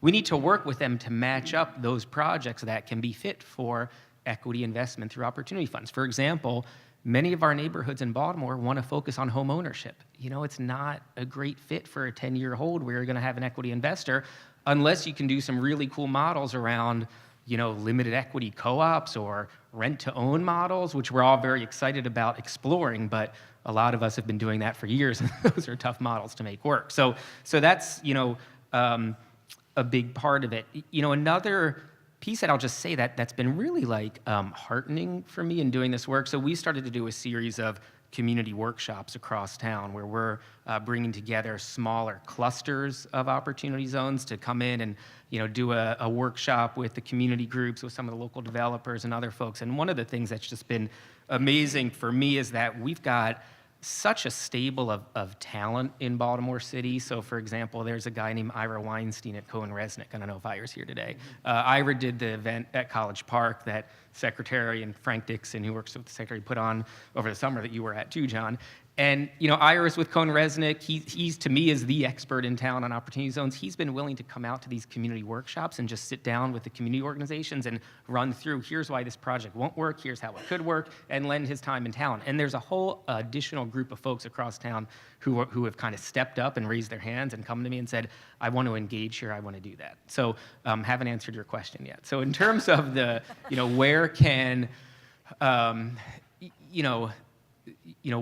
can kind of, whether it's the federal government or other levels kind of come in and help. I mean, I think, especially again in these early days, we need blueprints, we need roadmaps. All of this is so new, and you asked the Lieutenant Governor earlier about, what are other states doing, what are other cities doing. I mean, I think this is a key role for the feds, which isn't about money and it's not about regulations, and maybe this is an EIG role too, but it's providing those kind of case studies, those promising practices on how local communities can make this work. And that's something that I think we're all hungry for seeing. You know, I will say in addition to that, just on more of the kind of funding side, you know, I am optimistic about the White House Council. I'm especially interested in seeing how, you know, agencies can come together at the federal level. Describe the White House Council a little bit, because I'm not sure everybody's aware. Yeah, so as mentioned earlier, so there's a new White House Council led by Secretary Ben Carson on opportunity zones that's bringing together, I think, 13 federal agencies to look at how they can streamline programs, address regulatory burdens to, you know, better focus community development investments into opportunity zones. One of the things that I'm excited about is that they're looking at kind of complementary types of initiatives and programs that can strengthen communities that might then help increase incentives for investment. So one of the things that I'm especially excited about is how this council might focus on violence reduction grants, right? And so looking at DOJ, looking at potentially labor for reentry grants, looking at some of the other agencies that have kind of crime and violence prevention funding, how can those grants be, you know, married up with specific efforts in opportunity zones to help, you know, further attract investments into those communities. So it's tricky to make that work, and having worked on the federal level around trying to coordinate programs, provide priority points to certain, you know, places is hard work, but I think we've got some models out there, and that's one thing, because I do think whatever we can do to bring other funding and resources into strengthening communities, that's going to help drive more investment as well. That's great. Secretary Holt, you want to talk about the same question? What are the challenges now to fulfilling this vision?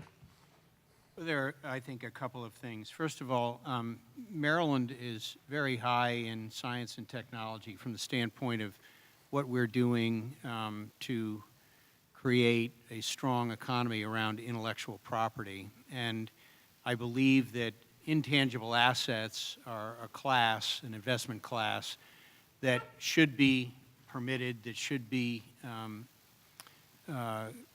provided with some kind of stimulation through these new regulations.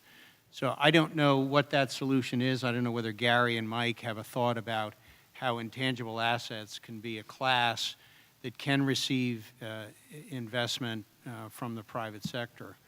The other thing is, how does the state essentially take new market tax credits, historic tax credits, low-income housing tax credits, and work that into a layering of incentives so that the private sector can benefit from each one of those incentives.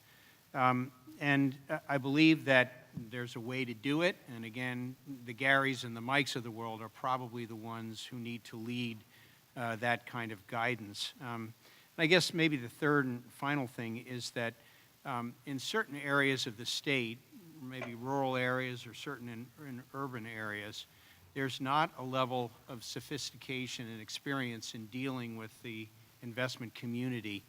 They haven't developed sort of the necessary streamlining of their permitting, one-stop shop type of approach to welcoming the outside investment capital. So I think there's an education process that we need to engage with our municipal partners in how they can basically work closely with the private investment community. So those are a few things that I think are important for us to try to work through. And I'd love to hear some thoughts about this, the intellectual property, science and technology, the new economy that's so important to economic health. Is that going to be left out of the investment equation?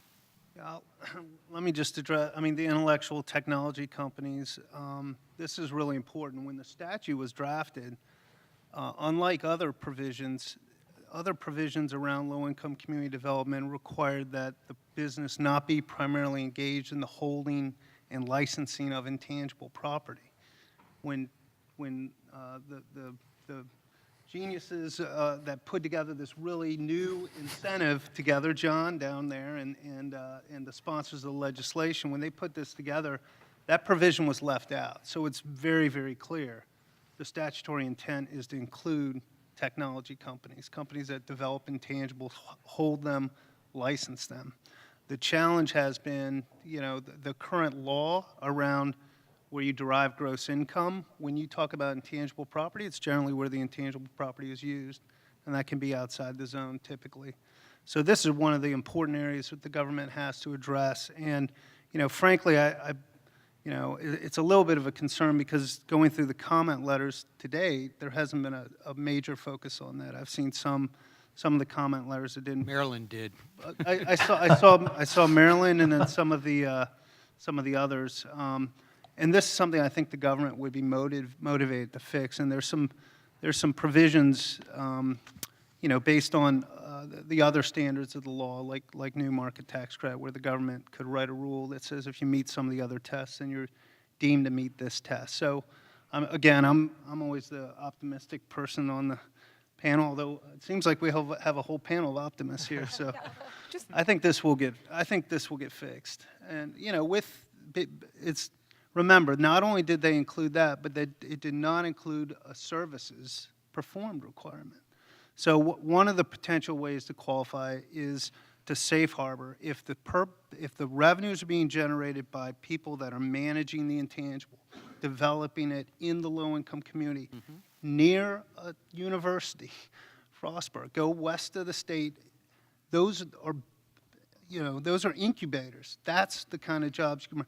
It's a fix. It's a simple fix that the government has the regulatory authority to write, and it just takes the right arguments to make it happen because it's clearly within the statute's intent. I just wanted to add a few comments on the intangible asset test because we have been giving a lot of thought to this as well. And we did comment to Treasury that if you use the intangible asset in a zone and or develop the intangible asset in a zone that you should it should qualify. But I also think we have to be careful. We don't want intangible property to be parked in an opportunity zone and not end up generating any benefits to the opportunity zone, but getting a benefit to the holder of the intangible asset. So this is one of those areas where, I could see the IRS giving a safe harbor where they say, in this situation, it qualifies, and have a series of safe harbors versus some blanket rule that could be incentivizing activities that aren't really helpful to opportunity zones. Margaret, did you want to chime in on something? I saw you. No, Mike said it. Okay, good. Go ahead, Mary. Just listening to this discussion took me back to my days at Treasury when we were trying to write rules to implement laws. And you go back to Senator Scott's sort of lofty vision for opportunity zones. The hard work is really down at the regulatory level because you pass a law and then you say, well, now you have to write the rules. And I recall several occasions where we put out a rule for comment. We got 15,000 comments.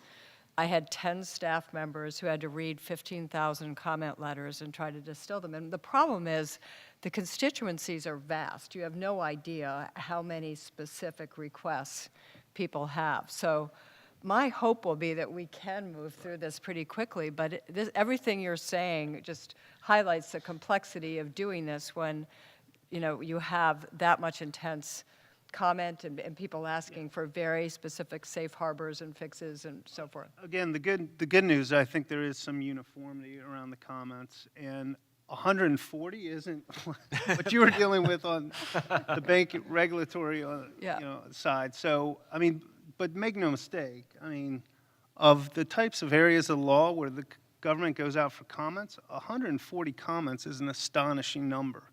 So when I talk about preaching patience about this program, a lot of people have stuck in their mind that the end of 2019 is, the end of things because you have to have a 7-year hold period to get a 15% basis step up. So you have to have an investment in a fund by 2019. And I think that's sort of hogwash because at the end of the day, the big benefit in this incentive is the back end.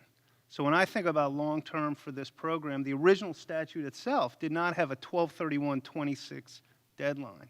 This provision has a poison pill in it simply to pass Senate Finance under the Byrd rule with an artificial date that was not in the originating legislation that says you can't put tax-deferred money into a fund after 12/31/2026. We've seen these provisions time and time again with other incentives like production tax credits for wind, solar, et cetera. There is going to be, if this program gets off the ground and we have successes in cities like Baltimore, and we can point the legislators to the success of this program, there is going to be enormous pressure to move that deadline.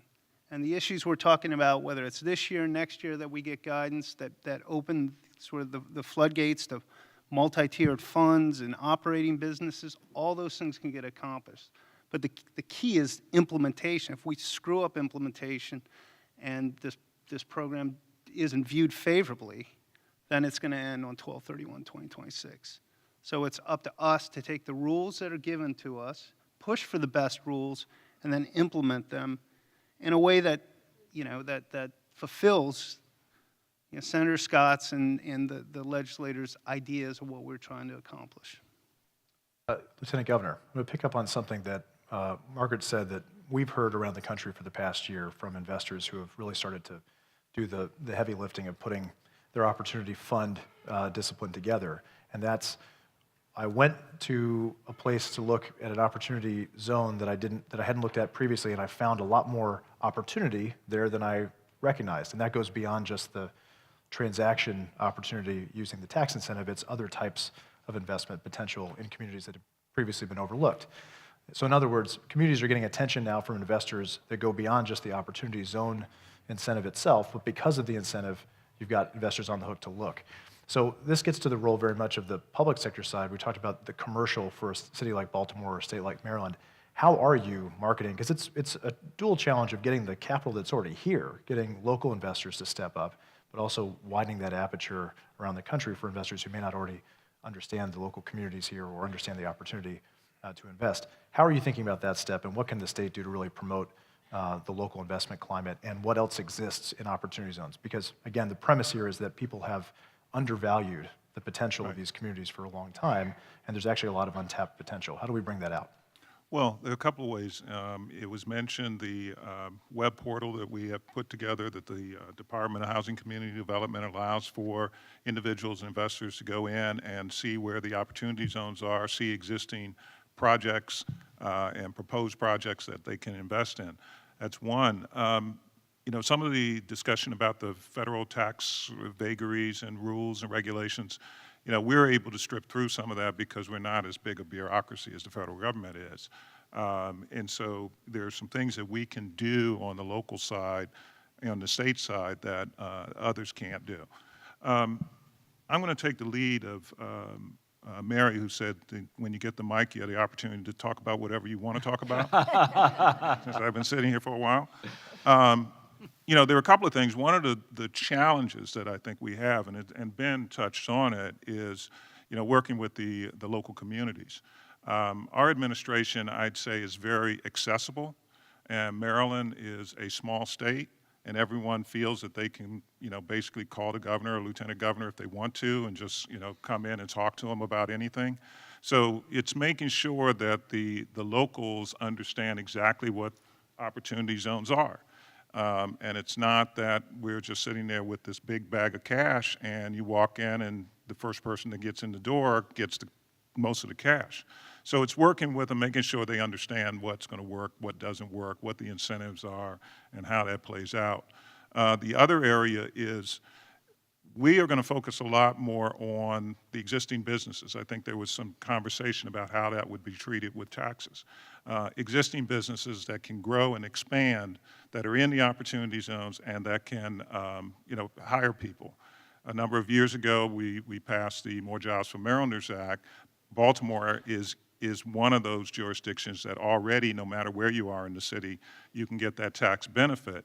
And so particularly in the opportunity zones, you'll get that benefit and more. And so we're going to make sure that the local businesses will get tax credits for expanding in terms of job creation. For every job that they produce, they're going to get credits for that tax credit. We like to say, particularly as it relates to the small and local business, that this is, in a sense, the Amazon dividend. Now, while Marc, we felt that Port Covington had the best proposal, not getting Amazon and not having to put all those tax credits and get all that horrible traffic in Montgomery County, we're able to take a portion of that and put it towards small businesses and put it toward the smaller operations so that hopefully in the 10 years we talk about when you're saying, what do we envision?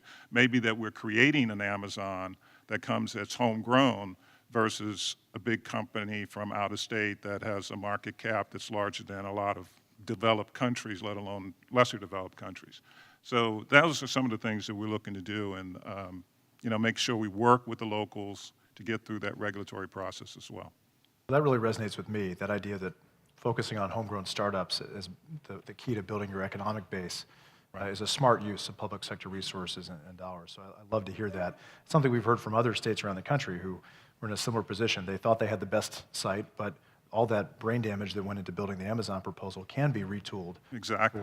And you've had some outside advocates. I don't know if Ross Baird is here. I saw his name on the list somewhere, but there's some investors and entrepreneurs themselves who've been calling for cities to do that, to take the resources and the planning that went into the Amazon deal and apply that same type of energy and the very same plans in some cases that they put together in the context of their opportunity zones. Yeah, I think it definitely is a big silver lining to not having to deal with them, bringing them in here. I mean, I think they would have been transformative, particularly in Port Covington, maybe less so, and I'll just say it, not so much in Montgomery County, because I think the traffic and some of the other issues would be involved. Some of our residents will get the benefit, if there are any benefits, of the job creation that will happen right across the river. But we don't have to deal with all the side things that come with it. And we can utilize some of those benefits for our own companies, for the own startups, the existing businesses and small business to grow them so that they can be the next Amazon or even compete with them. So this is a question more broadly for the panel, and I want to take us down deeper into community engagement and community benefit. It's one of the big questions around this policy in particular because it is so malleable to so many different types of places and transactions. How do you build in a best practice, a gold standard around community engagement on the front end? And this is maybe a question that we can start with the investors on the panel. How do you go about envisioning the community benefit side on the front end? How do you work with folks in the community to ensure that they're on board and that their input is reflected in some of these investments? And in structuring the transactions, how are you thinking about the parameters of community benefit in terms of what a certain deal is going to bring to a local area? Then maybe we can go broadly as well, hear from others on the panel. But I want to dive into this. How do we ensure that, and how do we provide a template really for both the investor community and state and local organizers to marry this incentive, this tool, with enhanced community benefit and engagement on the front end? I would say, there are a few things, and there's certainly no, perfect template that I think is going to work in every, neighborhood and every city and state across the country. But I would say just some sort of guiding principles. Like one is to just number one, just check your ego at the door. I think that there's a lot of power and pride that sort of goes along with being an investor, right? These are folks who have capital, they're investing in business, they're building projects. There's an energy that comes from that. And I think it's important to understand that everything that we're, throwing around on paper and creating documents and living in Excel and running numbers, that every single assumption you make and, deal you do has just real life long-term consequences for people. And sometimes it's as small as, you have a model and you're like, okay, well, there's going to be, X square feet of, retail space, and we're going to rent it for X a foot. But it's like going deeper than that. Like, who do people want to be in that space? Before you call the broker and have them, go through their national network of tenants. Well, who is already in that neighborhood? Maybe there's, Johnny who has a space, who's actually been looking to grow for 10 years. So you have to be, proximate. And I think it's very difficult for investors to be proximate, quite frankly. Either you don't live there, you're running a national fund, et cetera. So it's putting the people around you and creating the partnerships and having the trusted folks who understand what's going on the ground and sort of marrying that in a way where everyone brings together sort of equal and respected knowledge and strength. So that not-for-profit on the ground who, has been in that neighborhood for 40 years, they're not the, token partner in the deal that's there so you can sail through your land use approvals. A person on the ground who's actually bringing expertise about, you design a project and you think it should be all 2 bedrooms, because that's what's moving the fastest in the market based on the reams and reams of data. Well, maybe in that community, you actually need 3 bedrooms because there haven't been any built in 40 years. And those are just the things that you are not going to learn, again, on your own, sitting in your office, stuck to your computer screen. So I think number 1 is to just not be arrogant, understand what you don't know, and then figure out who does have those answers and who can you partner with in a mutually respectful and trusted way to sort of fill in those gaps. Because there's no perfect template. There's no way to build the expertise about a place that has, generational challenges and generational opportunities. And, you can hire the best kind of, well-paid analysts in the world, but that doesn't mean that you're going to understand what's going on the ground. So that was a really long answer, which I guess I could have just said you really need great partners on the ground. So. TLDR. Others? Ben, Marc? Well, I think community, just getting a little more granular on that, community engagement. I mean, we're very intentional about it and have a team that handles that. And community engagement is very detailed and very real. It's people. It's not really real estate. It's about people, and it's about listening. Listening is the number 1 thing you need to do, is go in and listen and then establish relationships. From there, you can start to help the communities help themselves. To be honest with you, the communities don't need everything. They need generally technical assistance, or they need help, getting in the right direction. They know what's best for their communities. And once you realize that, you start to realize that that's how we are going to be able to engage in communities in a meaningful way.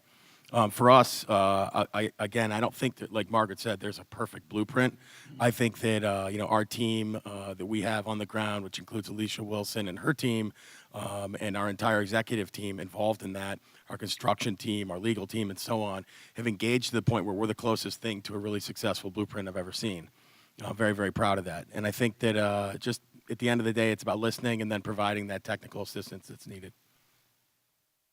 Right, Gary, in terms of the client side, what are you seeing clients do to try to articulate and plan for community benefit? Well, I think the big issue that my clients ask me is what's required. So the first thing starts with what's measured, and this statute doesn't have specific, community impacts required. If the investments meet the statutory requirements and the regulatory requirements, then it's good investment.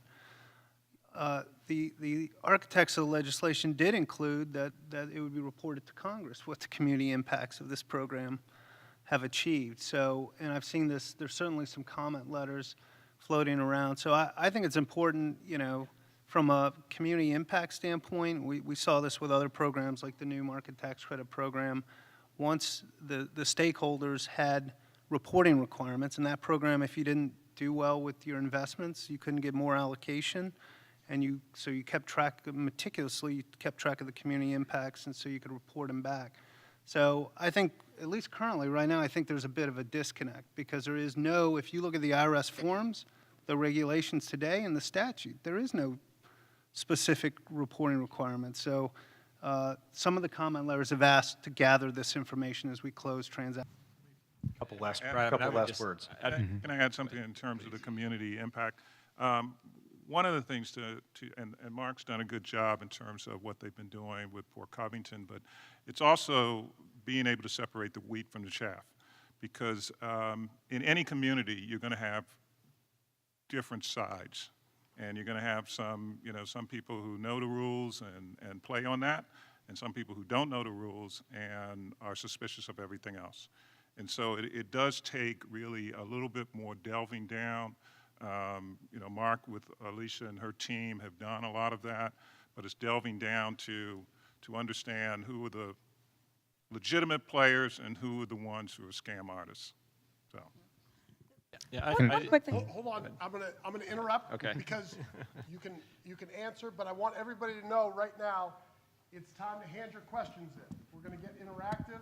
You're gonna keep on talking, but there are some folks who are walking around. Raise your card in the air, and they will come grab your questions and take them to John and pass them to the outside. Good counsel, Matt. So pass your cards, and you're still controlling it. You'll get the questions in a moment. So keep the conversation going. Sorry to interrupt. I was going to say something really quickly, because obviously Gary made sort of a very important, and I'll be honest, somewhat scary point about the fact that nothing is specifically required. And I think that people can develop and finance really incredible, impactful projects because their heart's in the right place and they really care, and that's always great. But if that is not the case, the other thing to think about, which I think quite frankly a lot of investors are not, is also just prudent risk management, right? The folks who have lived in these communities for a long time are the potential tenants, they are the customers of the new businesses, they are the potential workforce for the new businesses, and so it is very easy to have a project fail because the community doesn't embrace it, or because it's actually not the right plan, or it's not the right use. So if being required, is not there, and you just don't care, which is unfortunate, but likely in some circumstances, then folks could also think about the community engagement piece because they just want their deal to work. And I've been in lots of deals or projects that, quite frankly, maybe because they took so long and because there was so much energy around it and because it took so many folks around the table at both the public sector levels and the private levels, that there also just, there's an energy around it that this is something that this community wanted, and that also can just drive its success because people will support it and frequent it, and that's going to mean things for approvals and land use, but also, bought cups of coffee because that's the business that folks wanted and supported. So I do, to Gary's point about optimism, I am hopeful that the investment community is going to be smart and know that just because community engagement is not required and just because there are no extra sort of boxes you have to tick, that it is just smart business to be an entity that is taking into account what a community wants and needs before you start developing there or opening businesses there. And I just want to sort of layer into the discussion here that our clients are a broad breadth of they're addressing this impact reporting in different ways. And we have a client that's going to invest $5 million in one area. They're not going to sit back and do some really expensive and tracking and all the rest. They're not going to do as much at a smaller sort of dollar level. But all the fund clients that we're working with that are out there raising capital from third-party investors and all the like, they're all talking about impact investing and impact reporting and what it is they should be doing. I do expect the IRS eventually to get down the path of coming out with guidance for tracking impact reporting and the like. I'm actually thankful they're not spending too much time on that right now just because I'd like them to get more of this other guidance and there's only so much they could do. But I do expect them to come back. So I think anyone who's investing in opportunity zones now should expect some level of impact reporting. They may not have to do it right now, but they should be going in knowing that's likely coming. But I just also wanted to say that even those that aren't required, if they're raising money at the fund level, they're definitely developing plans and they will be tracking. So I think there will be a lot of impact reporting. And just real quick, I think that Mark Weller and Margaret's corporate response to the opportunity zones is absolutely spot on. I will tell you that there is excellent public sector response from some of the communities that have really done a terrific job. And one that comes to mind is Cambridge, Maryland. Cambridge has traditionally been an underserved community. It's had a degree of strife over many, many years and some dysfunction between county and city government. But when the Opportunity Zone came along as an opportunity for them, they galvanized around the concept of forming a waterfront development board. That development board was modeled after the Maryland Stadium Authority. They have been in negotiation with the University of Maryland Medical System to acquire a significant parcel of land to really create about a 35-acre campus for residential, commercial retail, entertainment, tourist destination. So this particular opportunity has been something that has, I think, turned the corner for this community. And they struggled for many years. The state of Maryland had provided a good bit of this land for them, and they couldn't get off the ground with it. And now with this, they sort of galvanized around an ability to everybody come together and to be very sophisticated in their approach. And so it's not just the corporate world that I think can successfully execute. I do think the public sector and the municipal sector can do a very good job, and they're a great example. And I think somebody had mentioned Frostburg earlier. It's really happening out in our communities in the right way. John, just one quick point to raise. So, I'm hoping that, we talk about community engagement. I'm interested in seeing whether or not, as part of this, is there another term we can use, and that's community ownership. I think this is challenging with this, but it would be really cool with this type of investment if we can work with communities and nonprofits where funds can be developed locally to build wealth in the community. One just cool example, which I actually heard from one of your colleagues, John, was, can a nonprofit in a community, for example, work with their board of directors, work with their donors to say, let's take our 2019 contributions from our board, let's make sure they make those investments through those contributions through capital gains, and can we create our own opportunity fund for our neighborhood, for our community, then make investments into businesses, into projects in our community, and in essence, build wealth that stays within our community. It's a challenging model, but when we talk about community engagement, hopefully it's not just sophisticated investors going in and engaging communities, but it's also communities building wealth from within. Great point. Mary. I'm just going to build on that. I was going to say something similar in that where I sit, I listen to lots of ideas that people are energized about around this topic. And the other day I listened to one about crowdfunding and the idea that the community could actually have some skin in the game from an investment standpoint and a wealth building standpoint. And I really think we should think about this. This particular idea was a combination of crowdfunding and blockchain technology that left my brain practically fried. But it actually started me down the path of thinking we talk about community impact in very third-party terms of we're going to create jobs, we're going to improve the tax base, we're going to do this. Why can't the community benefit financially, individually, from a wealth standpoint? And we should try to think of models that allow small investors to also have some skin in the game. I think that would get at a lot of the concerns around gentrification and issues that the community will ultimately not win. And so I think, Ben, you're onto something there, and I think that that's another way to think about this issue. So now we're going to turn to the audience Q&A portion, and I'm going to use my vast moderator authority to prioritize ones that I think will be stimulative. But we're getting a lot of, in some cases, straightforward technical questions about how the rules work and what's permissible. So I want to knock through some of those. But first, I want to pick up on the theme we're talking about here. Mary, you mentioned the concern around gentrification and displacement. Now, I have a lot of thoughts on this, but I'm not going to abuse my moderator authorities. I'm just going to ask the questions. So how do we prevent displacement of vulnerable communities? And the note card actually has in parentheses, i.e. make sure Baltimore does not become San Francisco. So just to put a finer point on it, what is, and obviously everyone's going to bring a slightly different perspective here, but I think there's a really important question for a lot of areas where there's a potential friction between new investment, new residents coming in, and the capacity of the local communities. So you see a broad variety of typologies. Some, particularly these second-tier post-industrial cities, they have tremendous unused capacity. They're in no danger of affordability challenges or displacement.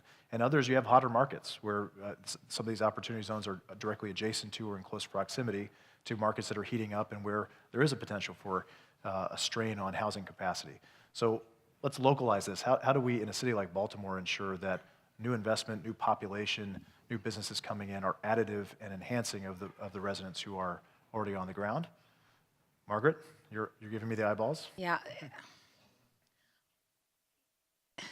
This is almost it's kind of it's cheating for me to even answer, because right, I sit in the private sector, and I think that, one, just to step back for a second, because I feel like this question has been so almost aggressively localized to opportunity zones. When just stepping back for a second, I think we could look all across the country and we would all struggle to find the perfect example of an underinvested neighborhood that didn't have the amenities or school or healthcare, things that we all like, that then was invested in heavily, where things didn't become more expensive and people were sort of pushed out of housing that was, affordable to them previously, and even the you know, you want the coffee shop, and then all of a sudden you have the coffee shop, and then all of a sudden the coffee goes from $2 to $7. That is not, or at least I don't know of any examples where anyone has done that perfectly. So this is a challenge with this incentive, with every incentive, et cetera. And I think that the only answer, which is easy for me to say, having never even worked in the public sector, is one, mandatory inclusionary affordable housing, right? I don't think there's any way to sort of stop and control the supply and demand responses to places being invested in, right? Things like, you know, real estate is like everything else, supply and demand. Well, guess what? When you invest in areas and there are more amenities and there are more services and it's no longer a food desert, it becomes more desirable. And when things become more desirable, they become more expensive. And so I think that every project you build, San Fran, New York, Baltimore, whatever the case may be, should have mandatory inclusionary housing. I think that's number one. Number two, I think you have to think way ahead, because we work on lots of, Baltimore included, New York, all across the country, where you're working in an area and everyone's just so excited to have something that's new and that's quality, right? Newark, New Jersey. We built the first new construction housing in downtown Newark in 40 years. No one was sitting there saying, oh my gosh, this is going to get too expensive. It's going to be a problem. People aren't going to be able to live here, because they're just so excited that finally you've had a turnaround in a place where no one wanted to invest at all.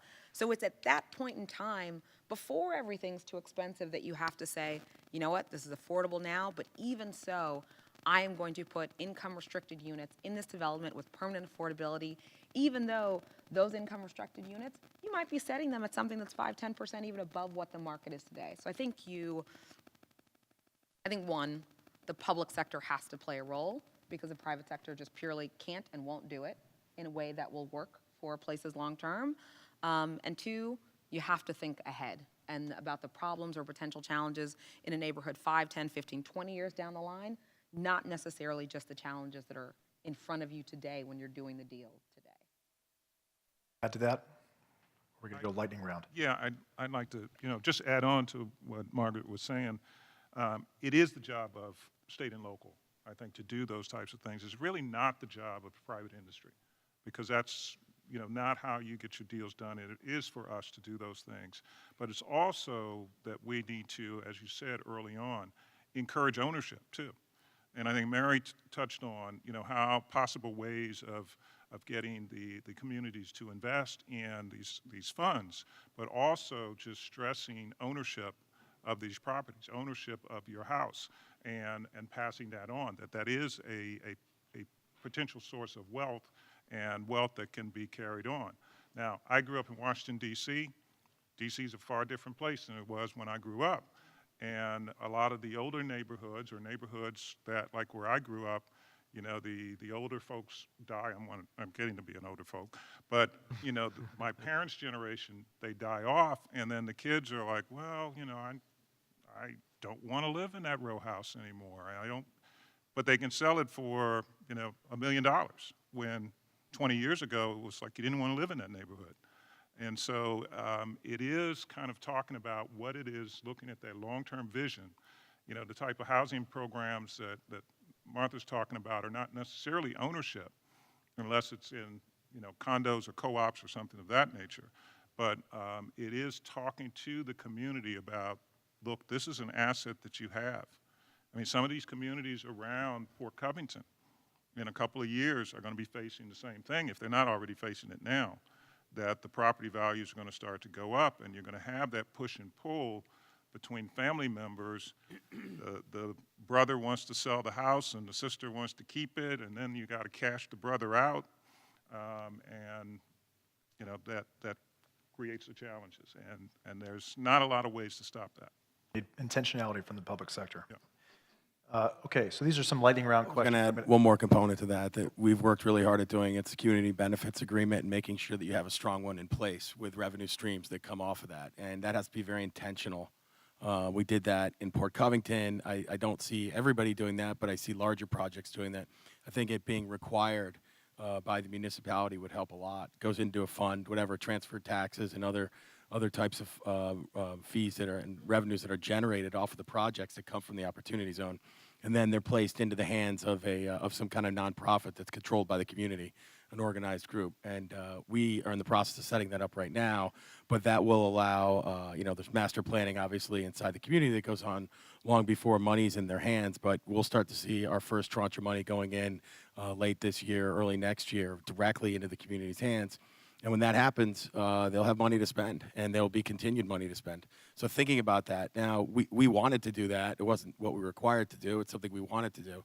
But like I said, just having that as a requirement would be really helpful for a tool to make sure that the communities aren't left behind.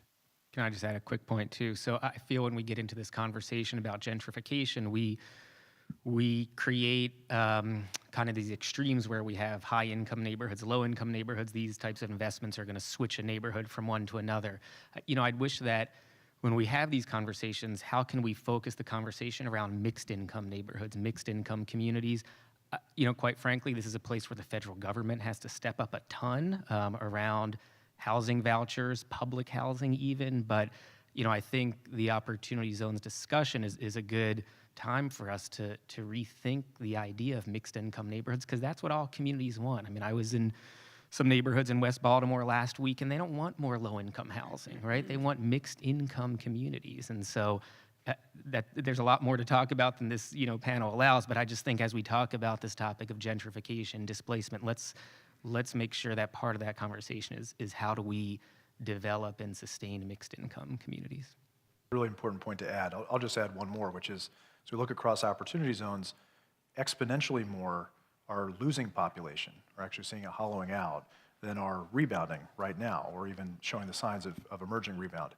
And so the types of strategies you need locally to address one typology versus another are really fundamentally different, but they begin with that first principle of intentionality from the public sector, and even where there's some private sector best models to use that can help to ensure that long-term affordability is in place. So I'm gonna again use my moderator privileges here. We have about 15 minutes left before a reception. So I'm gonna ask some rapid fire questions of one person, and no one else gets to chime in unless you find something earth-shattering or compelling to add. But some of these are, they're more technical questions, so we're just gonna bounce right through them. So number one, this is for Mike. Is there a process or means for local residents to combine and create an opportunity fund? And is there a minimum capital base required to create a fund? Yes and no.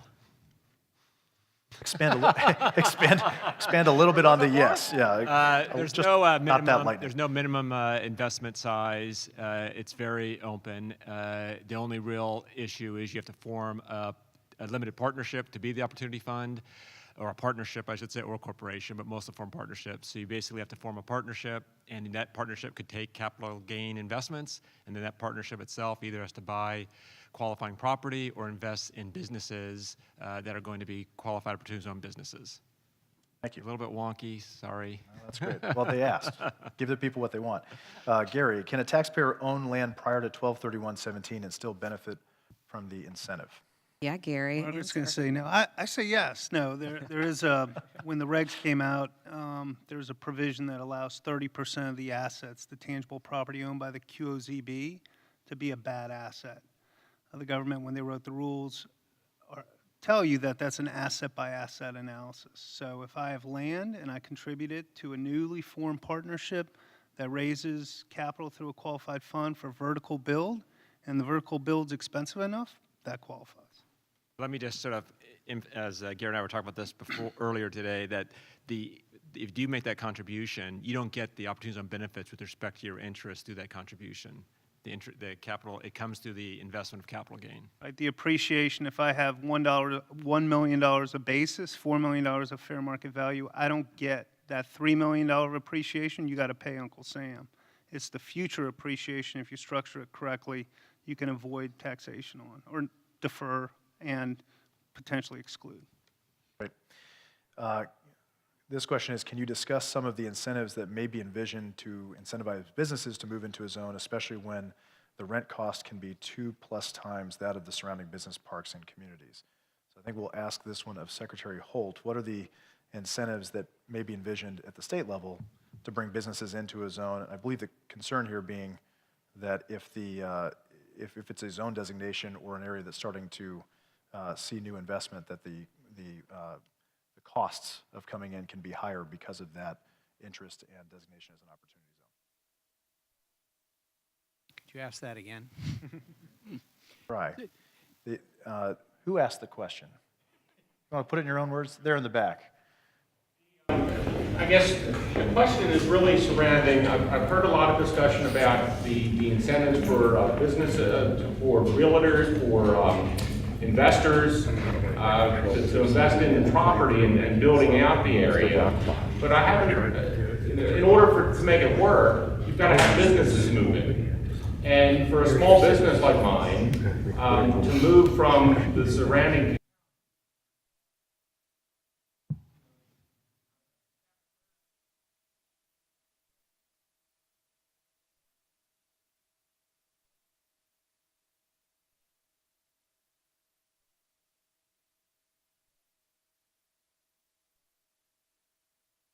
Let me translate that.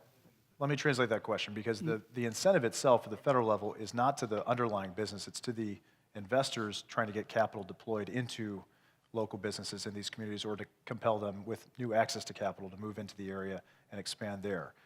I think the real policy question is, what can the state do or the city do to add additional skin in the game for the businesses directly that induces, that offsets some of that potential challenge, which may exist in Port Covington but may not in many other opportunity zones? Well, Governor Hogan just the other day announced about a $56.5 million package of incentives that the state is prepared to provide.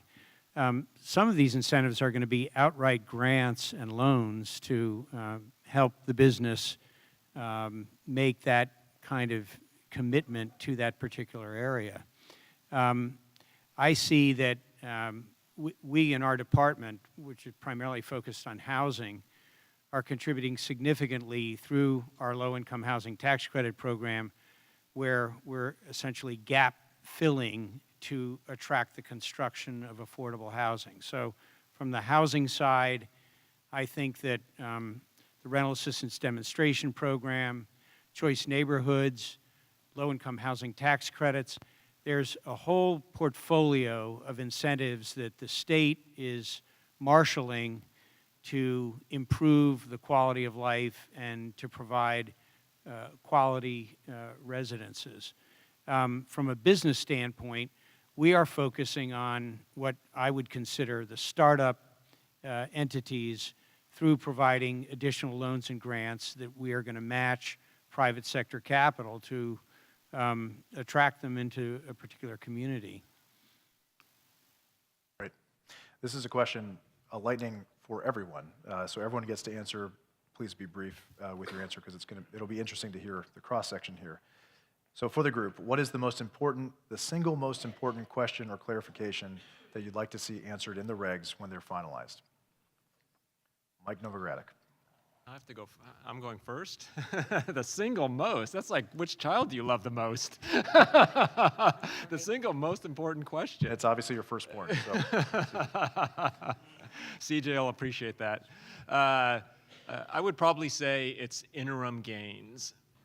And interim gains is to what extent the fund itself could sell assets, and as long as it redeploys those proceeds from the sale of the assets in opportunity zones, would avoid recognizing gain during that interim period.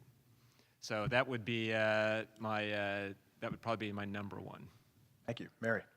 So just from my perspective, I'm most interested in the treatment of operating companies and the allowance for operating companies in funds over a 10-year horizon, and how that's going to be treated, particularly if there's turnover in the portfolio during that period. Great. Gary? Can I pick three? I mean, No. I think if You can only have one. All right, if I got to pick one, I'm going to pick operating businesses, because I can get real estate done all day long with the existing regs. I need some clarification for operating businesses, and I do have concerns about interim gains. I don't really see how the reg writers have the authority to allow you to defer your interim gains, given that this is a code section that just sits on top of the regular law, and you have an election in and an election out. But I hope, Mike, I hope we get that. Well, because we that made would be the great. argument. I think I do have statutory authority to defer recognition of interim gains. We can talk about that off panel. Lieutenant Governor. Okay. I'm not, overly concerned about regulations because that's not my job right now, other than at the state level. But I'm going to take the opportunity to answer that guy's question in the back, since using the Mary rule. If you locate, move to, locate, and expand jobs and expand in any of the opportunity zones, it doesn't have to be in Baltimore City. It can be in Baltimore County or the one in Howard County, or places other than, in addition to what Port Covington, you will get tax credits for that, for the job creation that you're able to produce there. So that's the incentive, and while Marc's might be a little higher than some other places, you still get that incentive. Margaret. Most of mine have actually been said. This is more of a quirky one, and maybe it only impacts us and not every other investor. And I'm sure after the panel, Mike and Gary are going to be like, we've already solved that. But we're having a quirky issue with ground leases. So we do, because of so much of what we do is public-private, a lot of our developments, we don't have fee ownership, and we're in some 99-year ground lease with the city or the state. And I can't remember the exact lingo, but there's something about sort of like acquired for purchase or something about what creates the good asset. And so there's a question about whether something that is constructed on a ground lease, how and if it counts. I think we feel good about it, but it's not, I don't feel 100% good about it. You, Gary? Well, I feel good about it. The rules, ask me, I'll always find a way to get to yes. The ground, the provision allows a QOZB that has, it even tells you it's tangible property owned or leased by the company. So there is a valuation question about a lease, but we've seen people interested in ground leasing at the fund level. So I do believe the statute doesn't require a change in the hands of the land, that you can have a ground lease and develop on it and qualify. All right, Gary, I'm not going to hold it against you that you just violated lightning rules. Marc?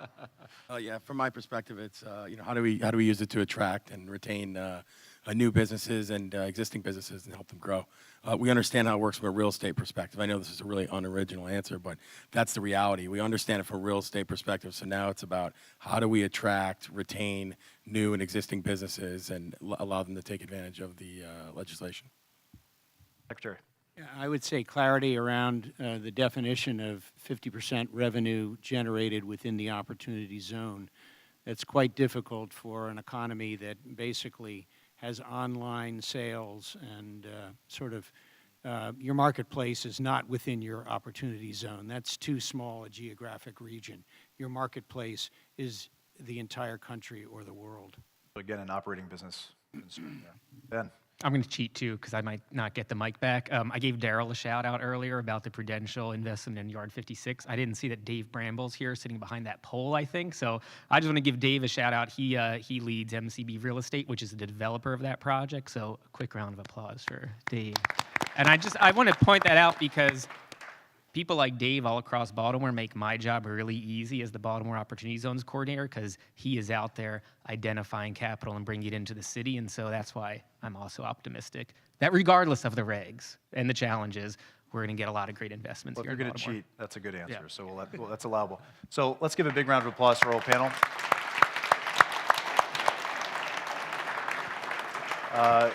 I'll kick it back to Jimmy here. Jimmy, I know, wants to come up and say a few closing words, but we're going to go from here to a reception, so I look forward to chatting with all of you. Oh, Jimmy's lurking behind my shoulder. Great. So I want you all to join me in really thanking John Lettieri. And if you have not heard of the Economic Innovation Group, EIG.org is their website. They have an incredible network of people who are investing and supporting the communities where these investments are taking place. John and his partner, Milica Kosick, down here are wonderful resources for anybody who wants to dig a lot deeper. But I want to thank the whole panel and certainly Lieutenant Governor Rutherford for joining us and the leadership that you're going to show from the state of Maryland. Please pass our thanks along to Governor Hogan. The panel, you all, if you don't mind, go walk off stage, everybody except for Marc, And we're going to take a quick picture there, and then we're going to start the reception. But please join me one last time in thanking this great panel. Thank you, John. All right. But don't leave. No, I've got one more thing. You all have to stay seated. One more thing. Marc, so I met Marc about a month ago. Does anybody know that my dad played for the Buffalo Bills? He cared more about being a politician. He cared more about being a football player than he did a politician. So I want to thank Weller Development and their whole operations team who set this up, and for the reception that we're about to have. This was their idea to bring us up, and we really appreciate it. I specifically want to thank Danielle Bennings, Angelica Butcher, Kat Murphy, and Vince Martinez. Please give them a round of applause for all their work setting this up. Now, when I met Marc a couple of months ago, I didn't know that we'd met each other on the high school football field. We played at rival high schools in Montgomery County, but I also didn't know that Marc grew up in Buffalo. So the Jack Kemp Foundation really appreciates Marc, his passion for development, his passion for communities. So as a thank you, I want to give Marc a game-worn Buffalo Bills jersey of my dad's. It's the only, now, my dad didn't wear it, but the Bills gave it to my dad, and so we've got a lot of football paraphernalia running around here. So Marc, as part of the thank you, here's the Jack Kemp.